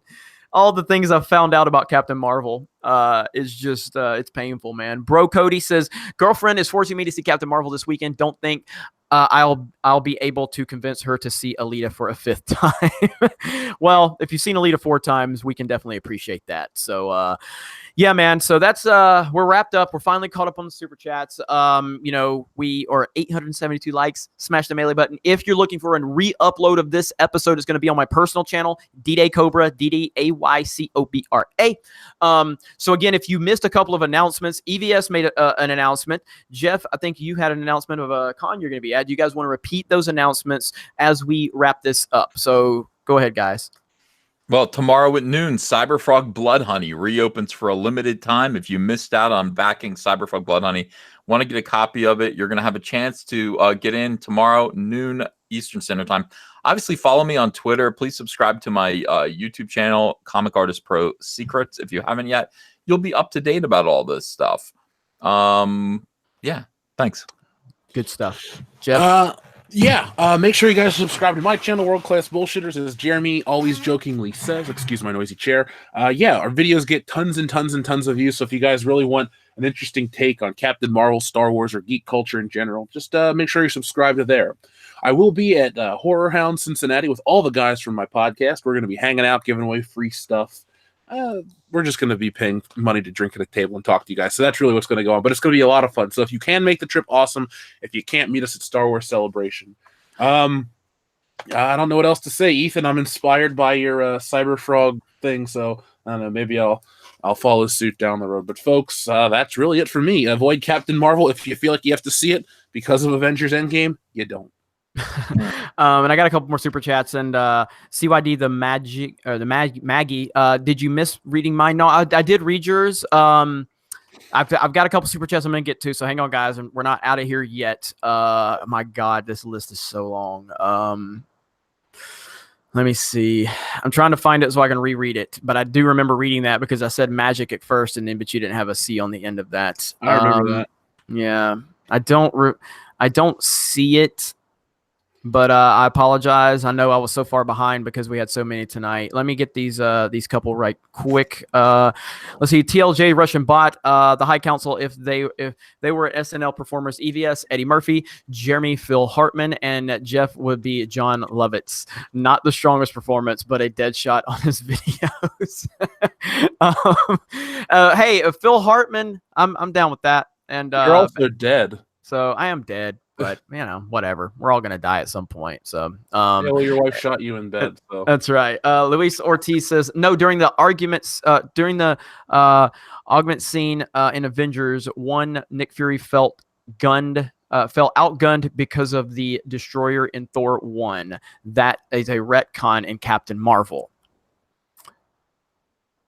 So he said during. Oh, okay. So we're agreeing on the same thing. I was saying it even goes back further with Shield, but yeah, I get what you're saying.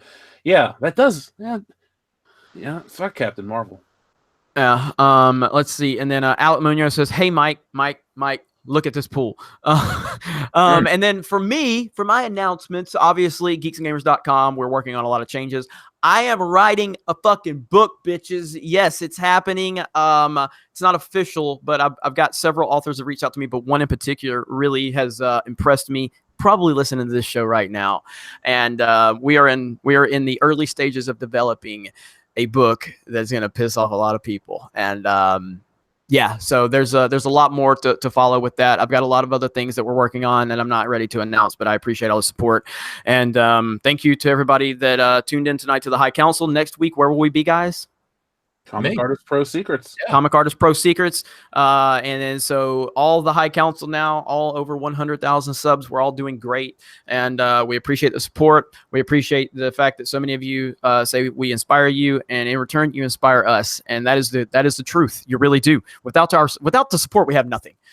That's truly it. We're just a couple assholes talking on the internet. Nobody cares. But the support and what you guys do for us motivates us and drives us. So we really do appreciate that. Nerdrotic, what's up, my friend? You're one of my favorite YouTubers. I love Gary over at Nerdrotic. He's doing a great job. What are you at now? 53,000 subs, I think. I think he's over 53, man. So keep grinding, man. You've been killing it lately. And, Stephanie, great job moderating the chat tonight. Get with me. I will get you a code for a t-shirt and a Geeks and Gamers sticker. You guys have a great night for EVS, for Jeff, and for everybody within the Phantom Menace. I appreciate the support. Have a great night, and don't go see Captain Marvel. Bye.